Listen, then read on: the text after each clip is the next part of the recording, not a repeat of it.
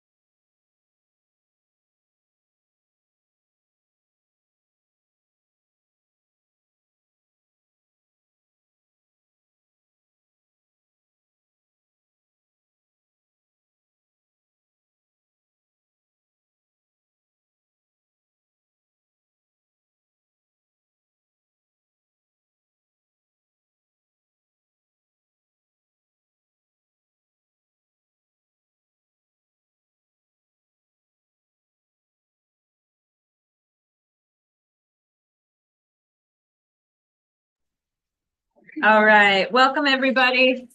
Wonderful to see you. I would like to call open session to order and start with the pledge of the.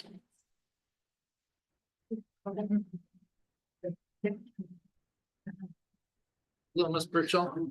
I'm very proud to introduce our sixth grade representative tonight. This is Leslyn Ramirez Mendoza. She's one of our fabulous sixth graders and one of our soccer players.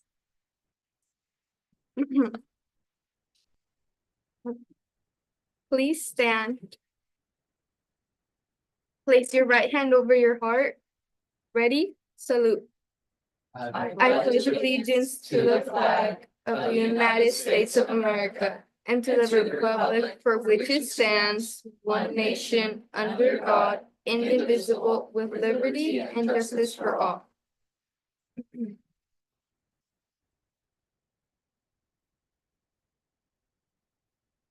That student, parents, and the community help ensure that each child develops the skills and character necessary for lifelong achievement and responsible citizenship in a diverse world. Don't leave, don't leave. What, hey, come over here. Really good We're things very to say friendly. about you. Yeah. Read about you, okay? So Leslyn, I like that name. Remember, is that short for something, or where did Leslyn come from?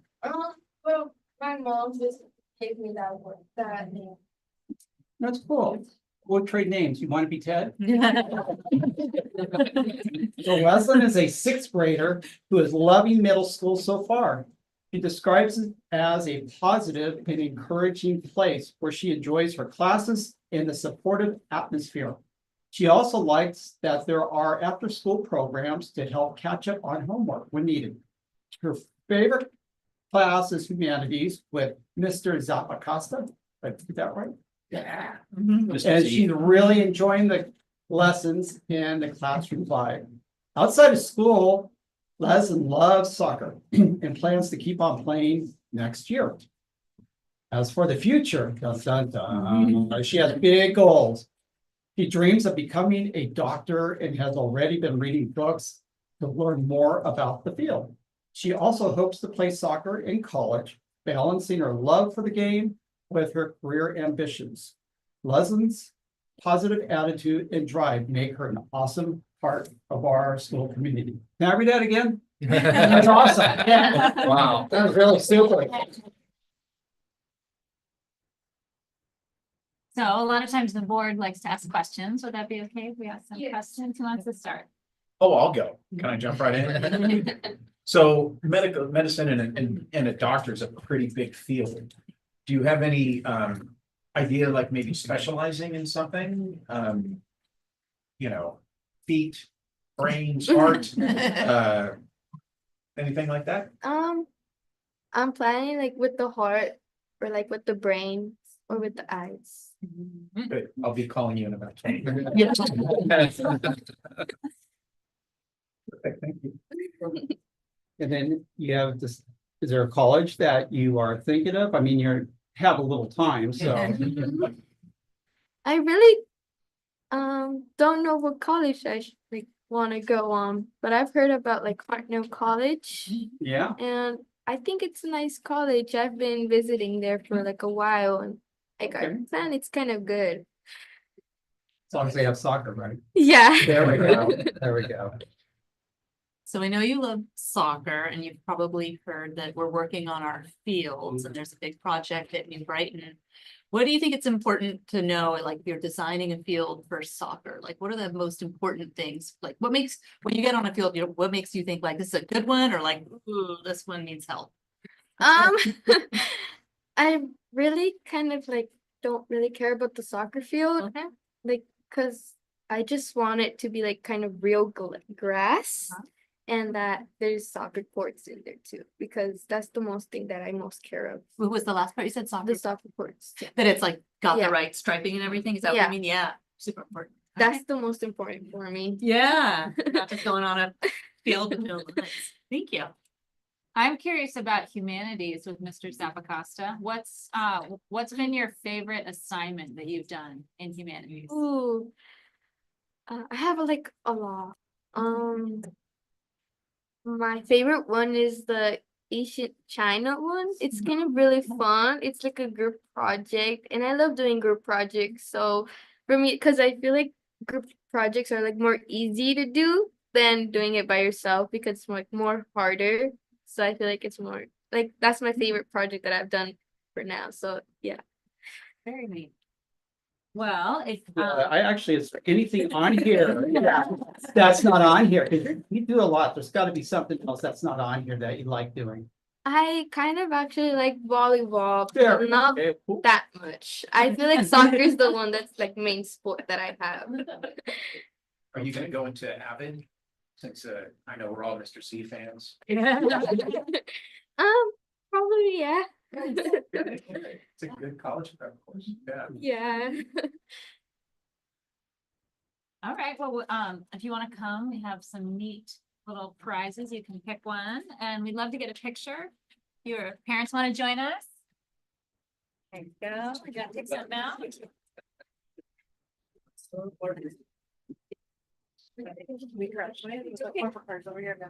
Well,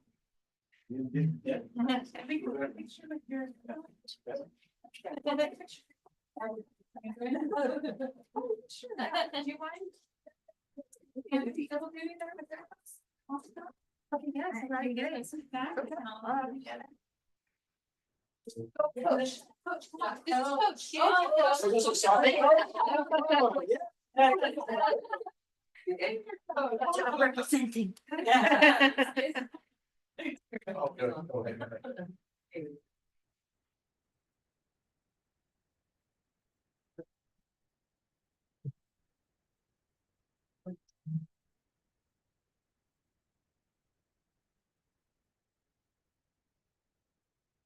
Top of my head. You did, perfect.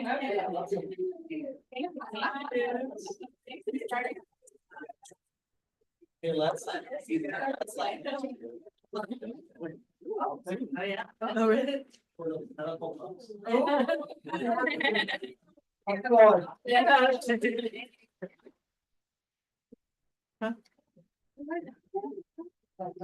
Thank you so much for being here tonight. Yeah, thank you. Thank you. Thank you.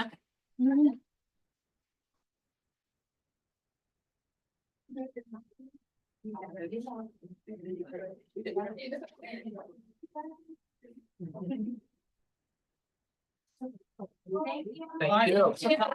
Bye. Thank you. Bye. Yeah, all right. Amy just starts the night off. Yeah. All right, moving on to adoption of the agenda. May I have a motion? I'll make the motion. A second? I'll second. All in favor? Aye. Any opposed? The report out of closed session is that the board has approved the comprehensive safety plan part 2. Consent agenda, do I have a motion? I'll make a motion. A second? I'll second it. All in favor? Aye. Any opposed? All right, consent agenda is adopted.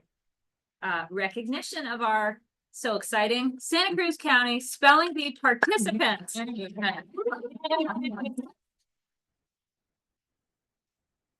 you want an intro or do we just? Let's just go to the names. That's the All important right. part. Oh, am I starting us off? All right, so we are honoring our amazing students who were participants in the Santa Cruz County Spelling Bee. And so we know not everyone can be here, but we'll read all the names, and if you're here, please come on up. We have Rylan Driscoll in 5th grade. Here.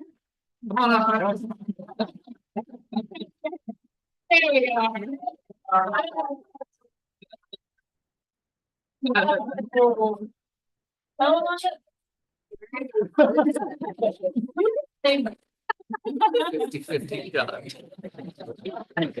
We're not gonna put you through the paces. I'd love to give you the certificate. Come on. I doubt it. Is there anything you want us to know besides the fact that you didn't really want to go first? I'm good. Great spelling. Yeah. All right. Next up, I have Layla Hassani. And then we have Finn, and Layla's in 6th grade. Finn Kelgren in 6th grade. And I also have Leo Halbig in 7th grade. Congrats to them.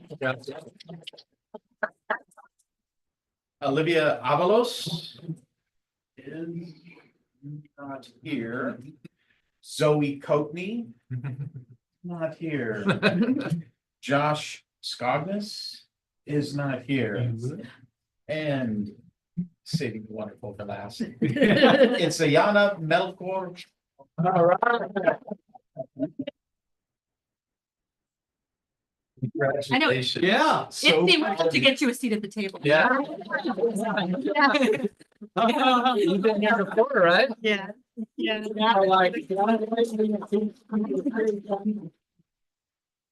did you want to share anything about the spelling bee? No. No?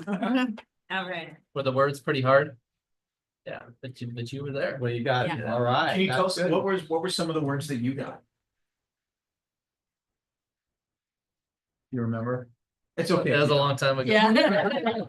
Scarier, being at the spelling bee or being?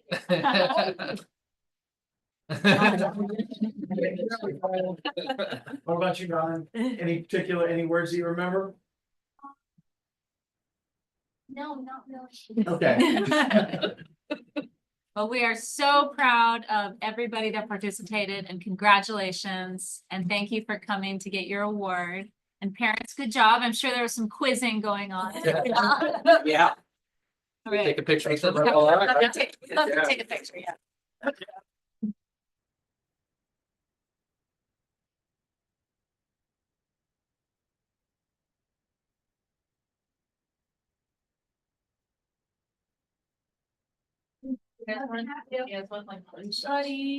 Putty, and magnets. Sorry. Oh, the Rubik's Cube, nice. Yeah. You can have Yeah, no, come on, you guys. No, she'll take some. Yeah. Two parents are gonna take photos. Okay. We'd like to also. No, we got picture takers. Yeah.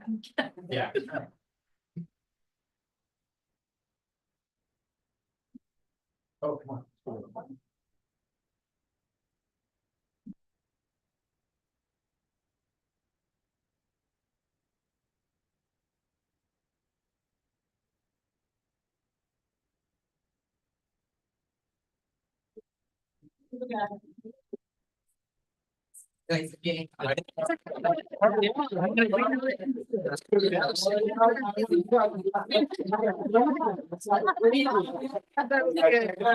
Thank you.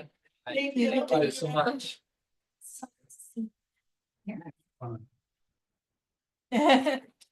Oh, can we, Robert, would you close the door?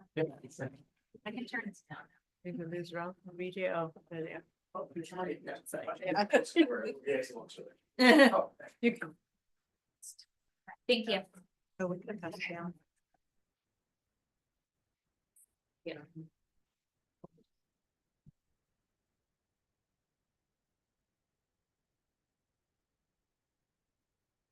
All right, love those recognition items.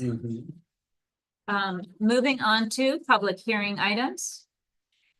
We're having a public hearing regarding the 24-25 comprehensive school safety plan, part 1. Great, so I'll just give a brief overview because it's an action item later where we dig into it, but annually as required by Ed Code, school districts and schools must produce a comprehensive school safety plan. As a small district, defined by the state as under 2,500 students, we have the option of doing a overall plan for the whole district instead of one part 1 plan for each school site, which we do. We think it accentuates consistency across the sites and allows us to optimize our resources. And so the board reviewed the internal parts of the plan, which is comprehensive school safety plan part 2 in closed session, as was referenced earlier. This public hearing is about part one of the safety plan, which is more open and public and is about the strategies we use to create welcoming, safe environments that kids want to come to school and learn in. So with that, we'll open the public hearing to see if there's any comments about it at this point. Again, it'll be brought back later as an action item. And I don't have anything on email.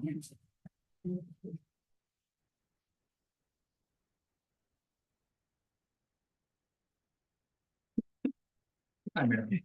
Hi. Thank And this is about the safety plan? Yes, whenever I think of safety, and I don't know the specifics of this. Oh, I like my colors from the back. I still think it would be good if you had So Marilyn, I'm just gonna pause you. the podium there here. Can I pause you though? There is a section for open comment. If you don't know the specifics of this plan or have a specific. But I know, It's a stretch to say everything is tied to safety, so I would It is. respectfully ask that you wait till public comment. no, this is about safety. That's what I address. Safety involves a healthy, safe environment, and I've addressed before the Wi-Fi, microwave radiation endangerment, much safer to have Ethernet connection. That's a safety issue. This is the safety plan though. So Yeah, your well- moment is coming up. And if Okay, you would just but- let us wrap But the this part. safety plan needs to incorporate replacing the dangerous Wi-Fi, which is not safe, with Ethernet connections. The other thing having to do with school safety is vaccinations make kids sick, and I've given you this. One of the ingredients in vaccines is formaldehyde, and it's addressed So in these this book. topics, so they're not they're not in regards to safety plans. Like if there's a bomb threat, what do we do? That's more what Well, we're talking about. It's more than that, and something going on right now is lithium battery fire at Moss Landing that was reignited last night. That is a health hazard going on. And it's the fifth one there. And lithium batteries are in these technologies. You can check it out. So it's not safe. They explode, they're fires. Safety has to do with fires. I remember as a teacher having school evacuations in case of fire. So those are what I'm requesting, and it's not funny that you incorporate in any safety plan. Has to do with toxicity of Wi-Fi and the harm of vaccinations. Thank you. Thank you. Anyone else in the room? All right, anything on email? Nothing on email. All right. So then we move on, right? Yep, Right. close the public Okay, hearing. so we Whatever close- That is. Great, thanks. We close the public hearing. Yep. All right, now moving on to public communications. We start with in-person speakers and then we move to anyone on email. So before we have our open public communications, I just need to read a little thing. Members of the audience are welcome to address the Board of Trustees during public communications regarding items not listed on this agenda. For items not on the agenda, we request that you fill out one of the forms available at the sign-in register. 3 minutes may be allotted to each speaker and a maximum of 20 minutes to each subject matter. The trustees cannot take action on these matters unless such matters are placed on a future agenda item according to law. Please address the board president. These proceedings are video recorded. So our first step, Marilyn, on Okay. health. This was on last week's agenda. Could I ask somebody to hold these up? Anybody, one at a time. This was a family art informational project. Last time you voted to put artificial turf in at New Brighton School and other schools. Some of the facts I'll list here, but here's to hold these up. plastic turf better or deadlier? And could you go on to the next one, Yes, please? ma'am. Oh, there's a back socket on the back or, Okay, that we can leave that, but that looks good too. But this one, sure, thank you. yes, ma'am.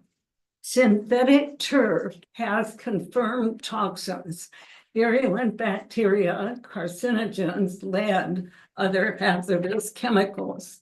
Thank you. Next, please. I have some artistic talent in my family, my relatives, not me. I'm used to this. Antibiotic resistant MRSA staph infections are more common on synthetic turf. And there's flesh-eating bacteria, my niece drew, okay? Hold on, I want to. I would like to see that. Synthetic turf is expensive. These are just facts. Needs frequent cleaning, needs replacement every 10 years. Next, please. I don't get to see all the fancy I- drawings by your nieces is standing on this side, so. Okay, sorry. Thank you. Grass is great. I don't want. Eliminates greenhouse gases and cleans the air and purifies groundwater. Next, is there one more? Synthetic turf equals toxic runoffs. These are all major documented problems. Is there one more there? Is that it? Thank you. I appreciate your help. And I have something I'll give you from when we were trying to stop artificial turf at Anna Jean Cummings Park. And this is from my stacks of literature from 2009, and it did get stopped. And a partial list of problems with synthetic turf is enumerated in the September 22nd, 09 Fog City Journal article titled Astroturfing San Francisco. You can read here, and that tells part of it. You're talking about safety and children.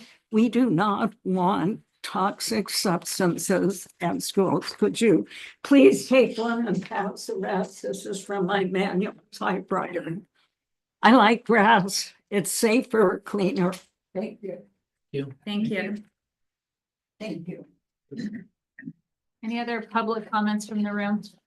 No. All right, anything on email? Nothing on email. All right. Moving on to standing reports. Superintendent, would you like to start? Absolutely. Just a few items, keeping brevity in mind here, that I wanted to highlight. So last week we got to see a new Brighton Middle School girls volleyball match. A few of us went over to watch. The beginning of that game was commemorated with a first serve by Capitola Police Chief Sarah Ryan, the first female chief in Capitola and only the second female police chief in Santa Cruz County history. She's an incredible role model for our students, and it's wonderful to see this kind of community spirit. Big shout out to Athletic Director Enrique Domo for organizing these kind of events and bringing the community together. And a big shout out to the volleyball team who not only won their match, but played with a high spirit, competitiveness, and sportsmanship. Since the last board meeting, we've had productive negotiation sessions with both SEA and CSEA. And just want to say that I appreciate the good faith negotiating and preparation of both of our labor partners. We had a great day yesterday focused on math instruction with a visit to each of our elementary schools that may be touched on later. And finally, last night, I attended the AB 1234 Ethics for Board Members training graciously offered by our County Office of Education. Thank you, Amanda, for joining me in that. I would say it was a very straightforward presentation, but on very important information that board members are now required to complete once every 2 years. And that's it for me. Great, thanks. Okay, great. Yeah, Scott mentioned a few really great things that have been happening. I'll just give a few more details about our math day yesterday. We had our elementary math leadership team who are comprised of our school site principals, elementary principals, and then we have designated teachers from each of our school sites. So we have Monica and Natty. We have Brian Boyce, we have, going down the line, Hilda Oliva, from SoCal, Sienna Castillo from SoCal, and then we have from Main Street, Mary Agnoni. So we've got a really great representative leadership group. We work with our coach, who is Emma Ershaw, and she's actually here in town. So she was here with us yesterday. She'll be here again on Friday with our middle school team. A couple of really big shout outs to our teachers. Brian Boyce was one of our lab teachers that we went to observe yesterday. Sarah Galvan was another lab teacher, and Kitty Stewart was a lab teacher. And I just have to tell you, when you see great math instruction, you don't want to leave the classroom. And there was not one classroom where we were like, let's get out of here. Every classroom was like, oh my gosh, an hour's passed. And kids were super engaged. Teachers were teaching with all of their heart and soul. And it was just such a wonderful day. I left my day yesterday feeling like it was one of the best days I've had in this district. Just so proud of our students and teachers. So can't wait to tell you more after our middle school day. Our middle school teachers will be doing the same thing at the middle school, but we're also going to go over to the high school and look at some high school math classes. Very exciting. Also, I sit on the TK County Collaborative, and we are co-constructing 4 TK teacher sessions for the TK teachers across the county. Because there are many schools that only have one TK teacher, and it's really hard to collaborate by yourself. And so we are designing those sessions for them. There'll be 4 parts, and they'll be all this spring and into the beginning of summer. And then last week, not so great of a moment, we got some information from a Region 5 Expanded Learning Opportunity grantee facilitator, and they were talking about additions and additional requirements to the ELOP plans that will be required for next year. So just always some changes to think about, but nothing we can't handle. All right, thank you. So in business, we've been moving along with our bond. We've been checking the boxes that need to be checked. Tomorrow, we're actually going to see what it looks like if we were to sell our bonds tomorrow, to see what our interest rates and everything will come out to be. As of today, when we reviewed everything with ISM and Stifle, everything was looking really good. The returns are looking good for the community and so forth as well. Projections are coming in better than they originally projected, so that's, plus. We've finalized the selection on a contractor. We'll be bringing that to board, and that would be for our field. I know we had the bond in our field. And so that'll be coming in March. We're just getting all that paperwork ready. We're really excited to be moving forward. And again, we're looking at hopefully being able to be completed by November or so. Knock on wood. CSEA negotiations and SEA negotiations, as Scott said, have been going great. So we're excited about that. I also looked at a couple of visitor information badge companies with George, Scott, Ralph, BJ, and so forth. And so we have a couple of them that we looked at. They're both really great. One of them we're leaning more towards because we already have the cameras and so forth with that company. So as soon as we get all that information back as far as costs and everything, we'll be bringing that as well. Another thing in business, we did, Pam and I attended small claims court last week, and that went well. So we're excited that we had a good outcome for the process that we did there. So other than that, we just continue to stay busy in business. All right, thank you. Items from SEA. I have a very long list of things. So many things have been happening across all the different school sites. Cool. At SoCal Elementary, exciting learning experiences are happening across all grade levels at SoCal Elementary. Kindergarten and first grade students have been exploring the art of letter writing, making it even more special with a trip to the post office to mail their Valentines. In second grade, students are diving into watershed studies with the help of Coastal Watershed, gaining hands-on experience with groundwater, local creeks, and environmental conservation. Meanwhile, third graders are gearing up for their Multicultural Heritage Month celebration, showcasing the diversity and traditions within the community. Fourth graders have been deepening their understanding of California history through their studies on the missions, which included a recent visit to the Santa Cruz mission. In fifth grade, students are eagerly preparing for science camp in March while Miss, spelling last name, I don't know, Pinotti, his class is putting the finishing touches on their state fair projects with presentations scheduled for Thursday. At Santa Cruz Gardens, SCG is buzzing with excitement as we prepare for Love of Reading Week. Students will have the chance to get creative with a poster contest and enjoy a cozy Pages and PJs evening event. Upper grade students are also hard at work on their models for the upcoming Invention Convention, where they will showcase their innovative ideas. Additionally, SCG is hosting a parent university night focused on the IEP process, providing families with valuable resources and support. At Main Street, there has been no shortage of fun and learning. Valentine's exchanges were a big hit, bringing plenty of smiles across campus. Fourth graders are currently rotating through an exciting STEM-based field trip to Pigeon Point Light Station, where they are gaining hands-on experience in science and history. Meanwhile, the school recently wrapped up its readathon, fostering a love for reading. At MBMS, the Great Kindness Challenge is in full swing, with an extended 6-week program designed to keep the spirit of kindness alive and well beyond our district-wide initiative. Each week, students have had the opportunity to participate in lunchtime activities, making kindness cards and friendship bracelets, dressing up for themed spirit days, and spreading positivity through random acts of kindness. This week, the focus is on a penny drive for St. Jude's, which ties into the persuasive essay project where 7th and 8th graders debated the relevance of low denomination currency.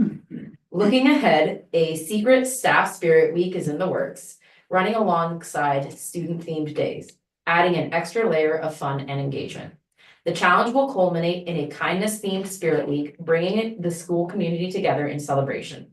So far, student participation has been fantastic, and the enthusiasm on campus is inspiring.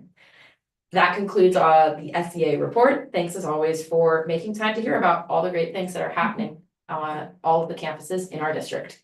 Thank you. All right. Told you it was a long one. Yeah. Yes. So exciting. A lot of good things coming up. Yeah, and happening. Awesome. Anything from SEA? I Or don't have sorry, anything. CFDA? Yeah, I don't have anything from CSCA. All right. We hope they're doing good. True. Items from trustees. Oh, sorry, I have nothing to report. Just a couple little things. I attended the design committee meeting last week, but I know we're about to hear about that on an action item or on a presentation. And then I went to that ethics training last night and it was helpful. So helpful and mandatory. So that's all for me. Nothing for me. All right. And from me, I was able to attend the community voice gathering at New Brighton. And although we missed seeing many faces, I really enjoyed the staff videos. I want to do a huge shout out to the district staff. The videos that they made for the community voice gatherings they're just so awesome, so spirited, and it just makes me feel so happy that this is our district. So well done. All right, moving on to presentation, information, and discussion, starting with a presentation from VJ. Not gonna try on that.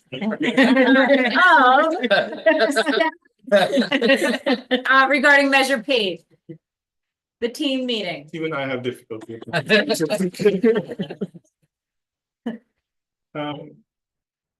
So now we're entering the hard work.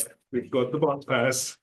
And we had a meeting, we had 2 design committee meetings. In the first one, we were just laying out an implementation plan. Just outlining what's going to come the next few months. So we've broken the projects up into site work and building modernization. So we've started, what you're going to see today is the site package only. We're not talking about the buildings, that will come slowly. So what you're going to see today is we're going to address the master plan, some of the revisions and refinements. We're going to talk about field materials, types of shade structures that we want to incorporate in each of the schools, scoreboards, the site lighting, hydration stations, fencing design, options and some amphitheater concepts that we have. And then we're going to talk about the site plans. That will be part of the first set of projects that we want to roll out. Sorry, just a little. Which you want to So you need water, we can get you some water right next door. Yes. So Santa Cruz Gardens, this was the master plan that the board had approved. Some of the things that we're focusing on in the site scope of work is an orchard. Out there. We say design for future housing, but it's because we're going to be designing a parking lot in this area, we want to leave space for a future housing. We're not designing the future housing, we're not laying out anything, but we just want to be mindful that we're not demolishing anything when we do decide to put housing. And so there's this fire road, the master plan showed the fire road this way. We've done some minor adjustments to that. Field access from the school and staff parking and scoreboard. Scoreboard for the field area. New Brighton, we're not doing much modifications to the master plan because your fields are going to be built, so we're not really designing anything for the sidewalk, but we will have some shade at the lunch area, fencing, and the maintenance and operation next to the DO. Well, if you could jump in whenever you want. I know you're itching. Do you want us to hold on any questions till the end? No, you please. It's interactive. Okay. If you have questions, yeah. But just, and I know we kind of talked about this a little bit, but I think Callie had made a couple of suggestions going back to the gardens field. Was there a way to add in another baseball diamond or extend that somehow? And where do you put the bleachers? Kind of questions. I mean, are those all being taken into consideration? Are those all things that we're talking about now? You can talk about it now. It will be part of the design because that's part of the site package that we're going to introduce. Okay. And I'm not sure if we've addressed those things in the later designs. You'll see that, but we'll have to make a note of it and bring it back in.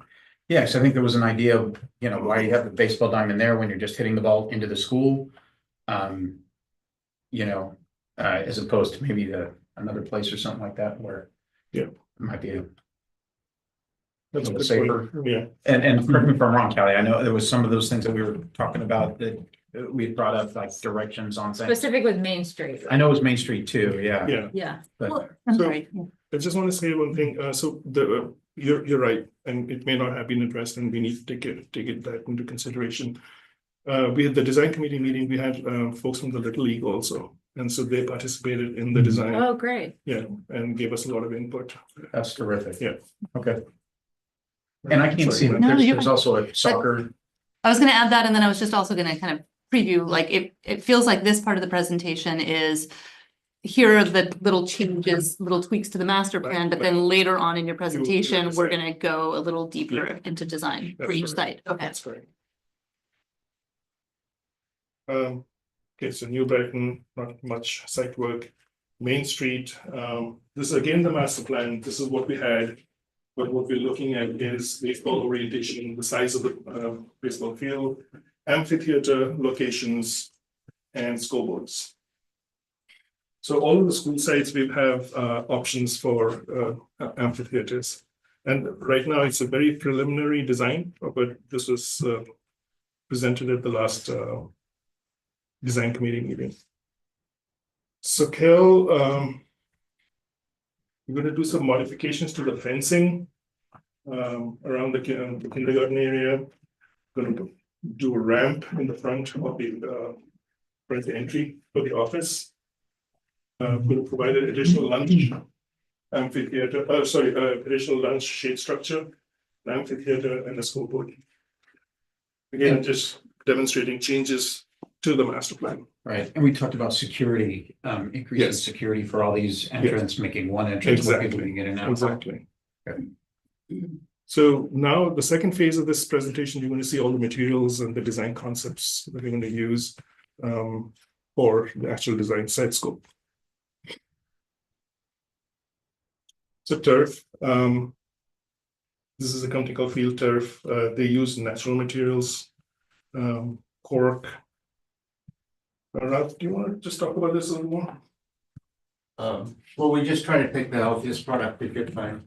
It's cork infill, the grass is a recycled material. It's all inert. We provided the white paper. It's also the surface that they play on around the world, FIFA, soccer.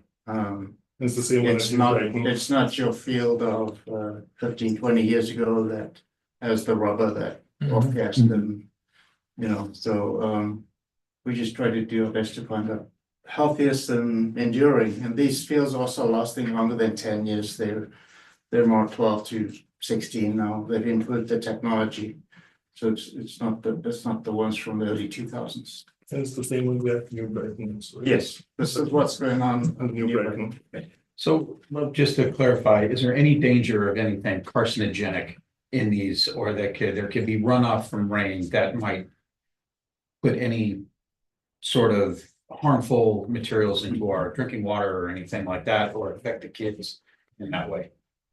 So all of the materials we use in the US are tested for those things, and when I'm reading, I can't find any trace of carcinogens. I appreciate it's been brought up in board meetings. I Yes. just wanted to make sure we gave it the time and effort to address it.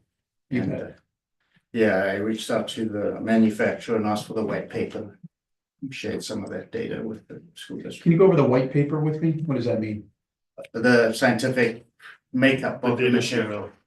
Yeah, Basically, The all data- testing data. data sheet. Oh, That has all the testing fantastic. Yes. information. Good. with the chemical compounds and proportion of material. Good. And you feel this is the safest option for our kids? And our It's the community. most Yes. tried to tested and latest technologies. Yeah. It's come a long way from the last 10 years. So, Appreciate it. Thank you very much, John. Yes, it's cooler than before. The ones 20 years ago had a lot of heat. You know, and so Right. they corrected that.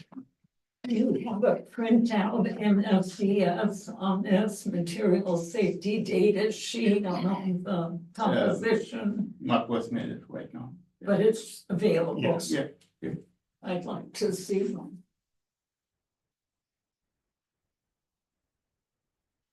So this is the layout for Little League. So we're trying to conform to these standards. There's a little note there. Little League prescribes for 200 feet from home plate to the right outfield. The only place that we have a little bit of a constraint is Main Street, where it's 14 feet less. Little League's fine with it. They don't have a problem with it. It's all good. So that, it should be exclusive to Little League. You should have gals softball involved with this too. It's a good point. So if I can just take that, like, so first, second, and third priority was what happens during the school day. These fields are going to be great for our kids during the school day, Yeah. right? And so, Right. and then we have a facilities use process for organizations, not just Little League, to use our fields. It's just our most typical partner for baseball at these schools is Little League. And so we get input for them, but it won't be the exclusive Yeah, use there's of been Little League at all. problems a long time ago where they thought it was just exclusive to them and they Right. couldn't No, get that's not field the for the case. gals softball. So, so it's not gonna be labeled as a Little No, League baseball. Okay. No, No. I'm confident that we have the rapport with the current Little League leadership that they understand they get input, but they don't have exclusive rights to it at all. Right. This is primarily being Okay. designed for school district use only. Yeah. And then Can I ask about the dugout? Is that an important feature to Little League? yeah. Well, this is probably a Yep. practice field. They're not having games here, right? No, they will have games. Oh, this could have a game. Mhm. Oh, if it's a Yeah. game, then Yeah. then that's an important thing. And we have room for that. Yes, Yeah. Just at Main Street though, I mean, in terms of games, Right. right? The idea is the games all. at Main games to be at Street. Main Street, Yeah. other schools would have practice. Yes, okay. And And then- actually, sorry, but I feel like I recall that one of the gentlemen from Little League also had a hat of being involved with gals, or at least he was very knowledgeable about it. Well, because it was Sven? Sven. Yeah, Yeah, yeah. yeah, he brought it up too, and I was like, I'm so glad to hear that. Oh, yeah.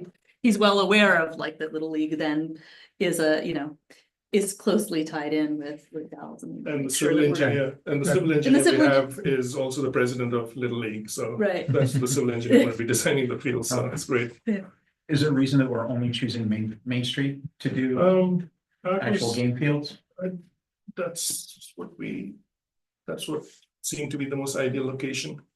And I'm not saying we move the location of that, but Yeah. would it make more sense? It would be another revenue stream to turn Santa Cruz Gardens or Silk LL or something like that into a actual ready for game use field? So Fair to Santa say Cruz that? Garden has the capacity.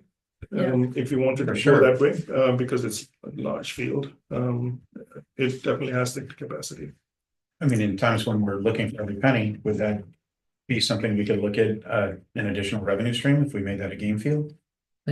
All of these are works in progress, so we can definitely look at that. The original concept was to kind of spread out, making sure that lots of soccer was available, because that's an important part of our community, right? Sure. And then improving the type of game fields that Little League and other softball and baseball organizations have access to. I think if you ask Little League, they'll say this, they're looking at this as like a possible premier site for their games, if I can call it that. There's not a lot of nice level playing fields out there. And then to have a site like Santa Cruz Gardens be available, but be more of a practice facility and have Main Street kind of be focused for games. So that's the thought process. And of course, we're looking at all of our bond dollars, and those extra nice fields cost more money. And so this seemed like a balanced approach, but we'll continue to have design team meetings and get input about that. It seemed like there were maybe some extra costs with a game field, like I forget what it's called, but like the stand that the scorer is in and For like the sure, equipment yeah. stuff. I So understand that. yeah, I'm just thinking, could it ameliorate over time? Yeah, With revenue coming in for something else? I mean, you pay it off in 2 or 3 years, you get another 7 of positive revenue. Just a thought. Well, there's also mid-county soccer. I mean, are the Santa Cruz Gardens fields game fields for soccer? Yeah. And we'll go to the next slide. So the soccer fields are being designed for 11 on 11 for 13 years to 19-year kids. And then you have the smaller fields that are 7 by 7 for 8 to 10-year-old kids. But these are the themes that you'll see when you look at the designs themselves. Shade structures. There's a lot of options available. We're looking at fabric structures. These are DSA approved already, so it's just plug and play mostly. We don't have to go through a full engineering of that. And it's available in various shapes, and we'll show you some concepts when we go forward. And then, of course, then you can do custom, which are not DSA approved, but you have to go through the process.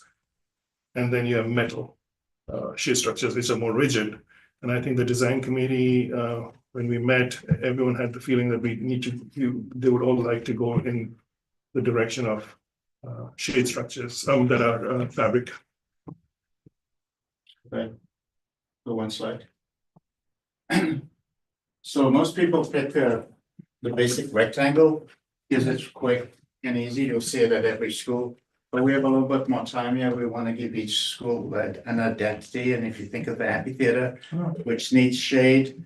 So we're thinking, when you see our designs, you're gonna see, one school may have that cover over the stage, and this one will have a lunch area, so they've got to build a real character around the theme of each school. So we're gonna be working with, all the stakeholders to define what's special about your school. I love it. Yeah. That's a great idea. Yeah, that's neat. You can work with color too. School Yeah, color. yeah, That's so- really yeah. neat. So it's not more expensive, it just takes us a little more time to get those approved because they're custom, but you can really do a lot of fun things with them. And also you can work with the sun angles, right? I mean, if you just have a rigid structure, that's all you can do with it. The sun penetrates the way it's going to penetrate, but this you can angle it and cut the sun out for longer periods. How long does the fabric last? Just a decade. Yeah. A decade, so, Yeah. same as the fields and everything. Yeah. But the structure It remains. You depends. perhaps Structure, might that's structure. add a You new just have to change the fabric. sails, and I think in one of the schools, I think of Main Street, with replacing the sails of one of the structures. Yeah. So, yeah. Can we do designs or logos on them? Like each school could have their I mascot, would think so. a dolphin or Yeah. Biking. What does We- DSA stand for? It's the DSA. name of the company, USA Shade. Oh, DSA. Oh, DSA. DSA, Division of State Architect, it's the agency that approves Okay, the thank drawings. you. But I did a nice, not an amphitheater, but a stage in Atosai when we did the logo in the concrete, which was also a nice Oh, that's cool. feature. Yeah, for sure. So I think this was ruled out by the design committee, this direction, just very old fashioned. Doesn't bring any excitement. Scoreboards, so we're looking at like customized scoreboards for like some Main Street, you would have one for baseball, one you would have for soccer. You have two scoreboards. Yeah. How big are the scoreboards? Don't. To zoom in, it's kind of hard, yeah. Yeah. Something Oh, says, no, Really gotta squint. I think it says 2 feet high, Yeah, by 16 feet 14 wide. Oh. and 2 feet high. And this is an optional panel. I know we're elementary, but you could have some advertising. You know, so then maybe that's appropriate in the Little League. Yeah. Instead, yeah. Yeah. And so you have the same, you have this for the other schools too, Santa Cruz Gardens and SoCal. Main Street has two because it has both sports. Right now, we showing one sport in each of the other schools. Site lighting. Could you just tell us about a little bit more about the scoreboards? I just Sure. didn't realize that was. Or is that something people we're still talking about, or is that something that it seems like people are very interested in? It's what people are interested in. Okay, and then so if it's a field that we rent out for games, it's necessary, is that right? Yep. Okay, and then do you know about upkeep of scoreboards? Like the yearly price to upkeep a scoreboard? I don't know the brand, we can find out. Or replacement? You- How in frequently do terms you of- replace a scoreboard or parts of a It scoreboard? lasts, I think, 15 to 20 years, I would think, and those things last. They should last. I don't see why not. is it less complicated than the Right. linking bit that the marquees, is that what we call them? Yeah. That we did in twenty The sixteen? digital display, yeah, these are more, they're real simple. Are they a little more analog? Like I've just, That's right, yeah. okay. You can see the functions are not that many Uh-huh. as compared to a marquee. I hadn't thought of it either until it was brought up in design team, but I was thinking, God, but it kind of made sense hearing from the Little League folks and then imagining also like soccer partners, like, yeah, if they're gonna want to rent a field and potentially have games there, I would imagine that would make it really attractive to them, but it is important to know the Yeah. cost. Is there an analog kind of way of doing this, or is this just that's not digital? Something more, a person flipping a sign. I don't know, chalkboard. Like, is there other? TJ knows how to do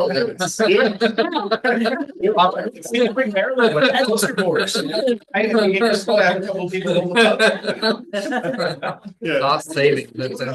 Because I had thought that the PE department was not interested in scoreboards was what I had remembered, but perhaps they've changed their mind. I don't That's a actually good know. I question. just Maybe was we need to meet with the wanted to PE touch, based on that point. department.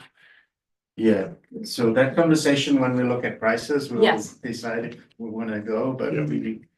Oh, yeah, We're gonna we're run gonna a go line, get the scoreboards. because having power and a convenience outlet in the field is important for many reasons. And for sound, I think we want to wire it for sound, but not providing any equipment for sound. So if someone was to plug in something and just announce scores and stuff. I don't quite follow. I know that a scoreboard needs electricity, but is that a worry to have, or why? Tell me why you're bringing up that point right now. About. I think whether we end up having an actual scoreboard or not, it's important to have the infrastructure so that down the Right. road, if we decided to add one. Oh, that we, Yeah. oh, It's just basically Electricity. provide your infrastructure now. And if we do decide that the scoreboards are too expensive, we can't come in this bond, you Okay. can build it later. But at Okay. least you have the infrastructure because you don't have to come back and dig up the ground. yes, I hear that. And there has been interest in it, you Yeah. know, we've shown this, yeah. Okay, specifically from the people that might rent the field or? Well, from us too. I mean, I'm sure Enrique wants a scoreboard, Okay. you know? Yeah. But maybe And check I'm your- sure Little League- Soccer coach might- It's fun, I won't lie. You're gonna do it, you know. But maybe checking in with the PE department. But there is one in the design for, I mean, for New Brighton, be there good. already Yeah. is one for design, so the I question. thought that it wasn't fully decided is what I had thought, and I thought that the PE department specifically said they didn't want it. So that might be old information, but maybe we could just touch base. Yeah. Yeah, That's a good point. So the New Brighton one is not mine anymore. Yes, that's true. That's true. Separate But I project. did design Falls it. under this, yes. Okay. And we did allow for an optional scoreboard. okay, So check in with your team. We will. Yeah. okay, thank you. Site lighting, these are just options, options that we're looking at, lighting that's on a post, that's roughly 18 feet high. The wall sconces that are mounted on buildings, and bollards. So we just show this because it's important for the public travel. Yeah. And of course, we don't want light pollution, so we like to get the full cutoff, just, downward lighting. So it's not gonna occur everywhere, but if you can imagine Main Street to get from school to the field, I think it's gonna require a couple of either bollards, Yeah. for those guys. Yeah. Or if we're next to a building, we can put a sconce. And are those solar to run energy up from the solar panels? I don't think that's so, they're wired. Those are powered. Can we look at a solar option? I mean, we just spent a few bucks putting in solar everywhere. Yeah. Might as well take advantage of it. And at the very minimum, there would be LEDs, so, LEDs don't consume. Yeah, power. those are all LED. Hydration stations, Oh, and I'm sorry, I don't mean to. no, So as long as we're on lighting, Mhm. was there any plans, and I'm sorry, the design team, but to put in any lighting for the field in Main Street if they wanted to do a night game or a game would run into the evening or anything like that? And I know that's a huge expense. I don't know if that was already incorporated or talked about or not. it was sort of mentioned, but it was just knocked down very fast because it's Expense. first of all expense, and then also pollution for the neighbors, and that's. Yeah, community input would be- Yeah. yeah. Gotcha. Okay. These are bottle filling stations, hydration stations that we'll have next to the fields. Everybody's got a. Mhm. Yeah. Fencing and gates, so most of all the schools, this is the direction they're heading, to have a wrought iron, decorative fencing. Not wrought iron, but decorative fencing. And then in some areas to have some panels that's a little more decorative that brings out, especially like if you look at Santa Cruz Gardens where, there's a little hesitancy that they didn't want fencing, but just to make it a little more attractive and create some. Where that TK area kind of it was so Exactly. parallel, right? And so, There, that yeah. looked nice, yeah. Exactly. And you can customize these to local school logos and. Yeah, that's great. It seemed like More the fence, identity. yeah, I was gonna say, it seemed like the fencing and those sails, Yes. the canopy covers is, Right. like you were saying, it's a really nice way for the school sites to express themselves and show the. And everyone voted Flavor. for the one with the pencils. I know, those are neat, they're really. You know how many like That's what I was first day of thinking, school the pictures you have out there? Yeah. TK area, I thought. Yeah, that that's was great, cute. You know, Yeah. I mean, you use that for the orchard on the other side. and Yeah. I Do was something only kind of joking. clever. No, I like it. I like the way you're going. Amphitheater concept, so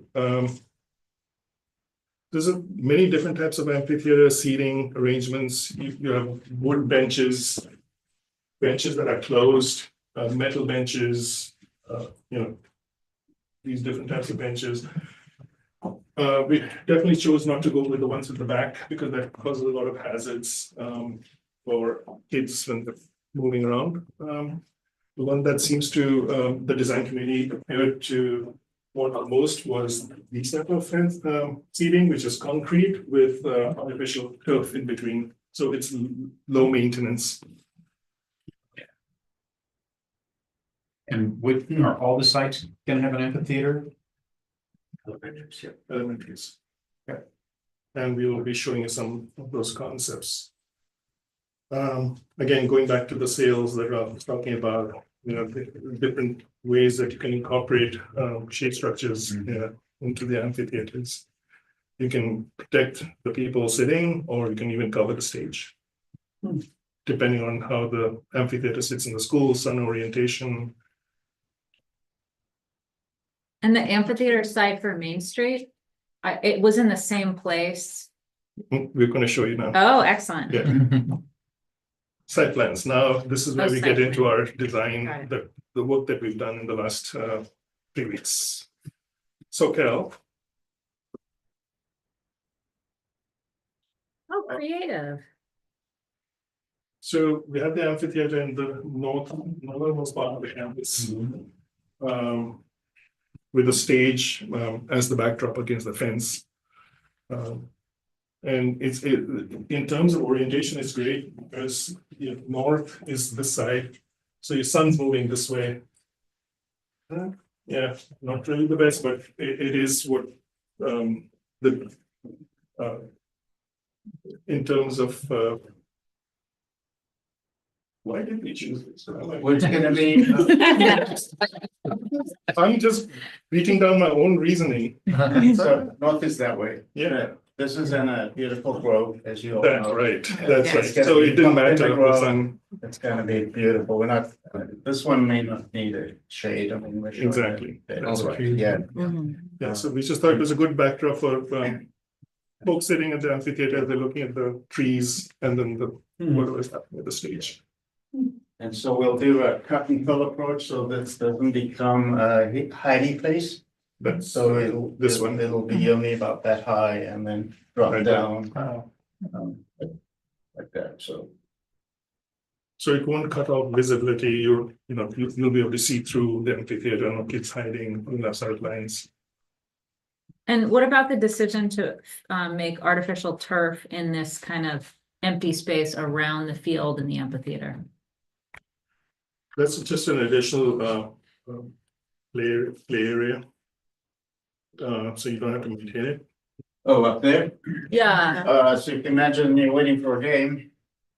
You're practicing, you're warming up, so it's a perfect little leftover space for the warm-up area. Oh. For the team. I had thought that the Soquel Elementary field was the smaller size. They're definitely not game size fields. It's the one where. That's why you put in two of this kiddie pool. Exactly. They're the kiddie ones. These are the standard we showed you for the small Yeah. field, Well, but yeah. we couldn't fit the big field. The big Yeah. field, yeah. Mhm.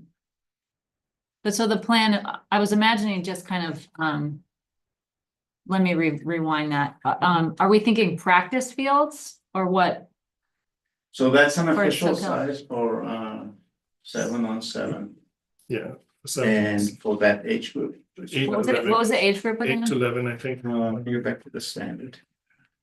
In soccer, most kids don't actually play full field 11v11 until 12 or 13 years old. You Right. usually play a smaller age groups, smaller size field, less people on the field. That's usually the standard. 8 to 10. Oh, So okay. that is actually quite standard. Yeah, And often you can fit 2 small side fields side to side, and then long ways across is a full size field. Is often a standard setup. I think Brent Sporty has that. yeah.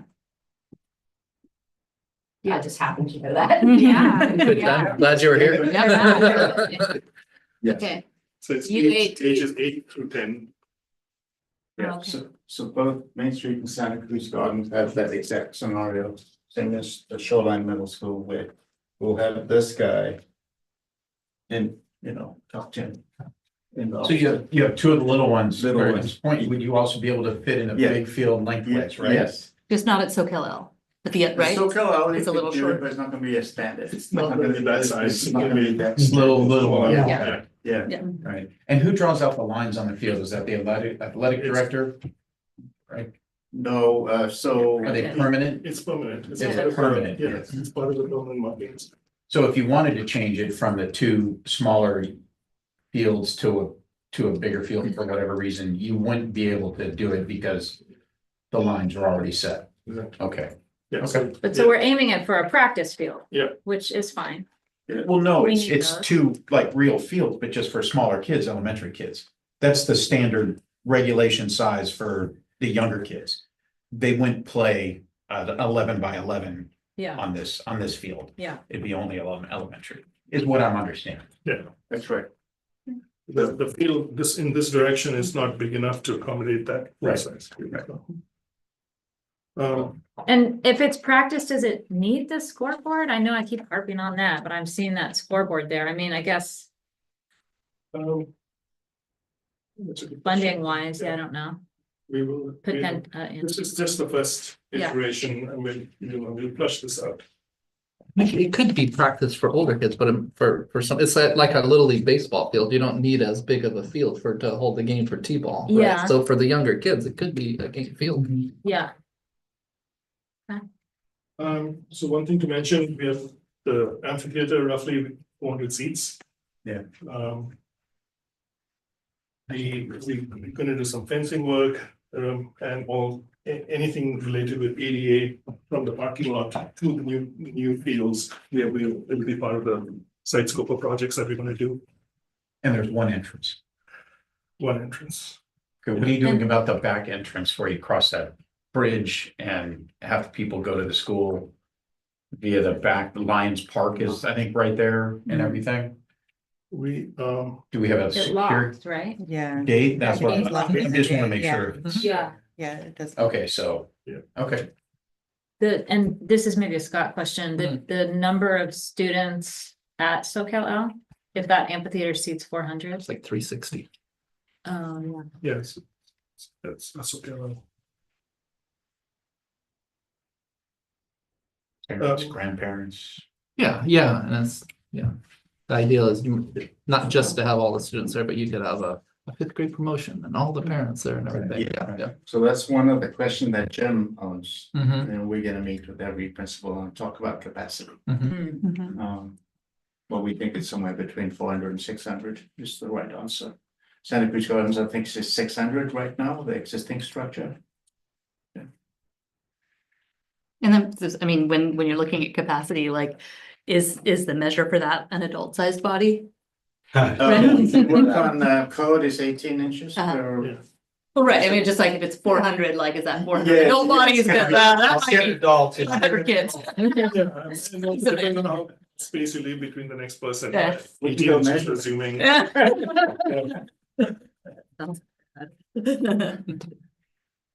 Um, And we run electricity out to that amphitheater, right? Absolutely.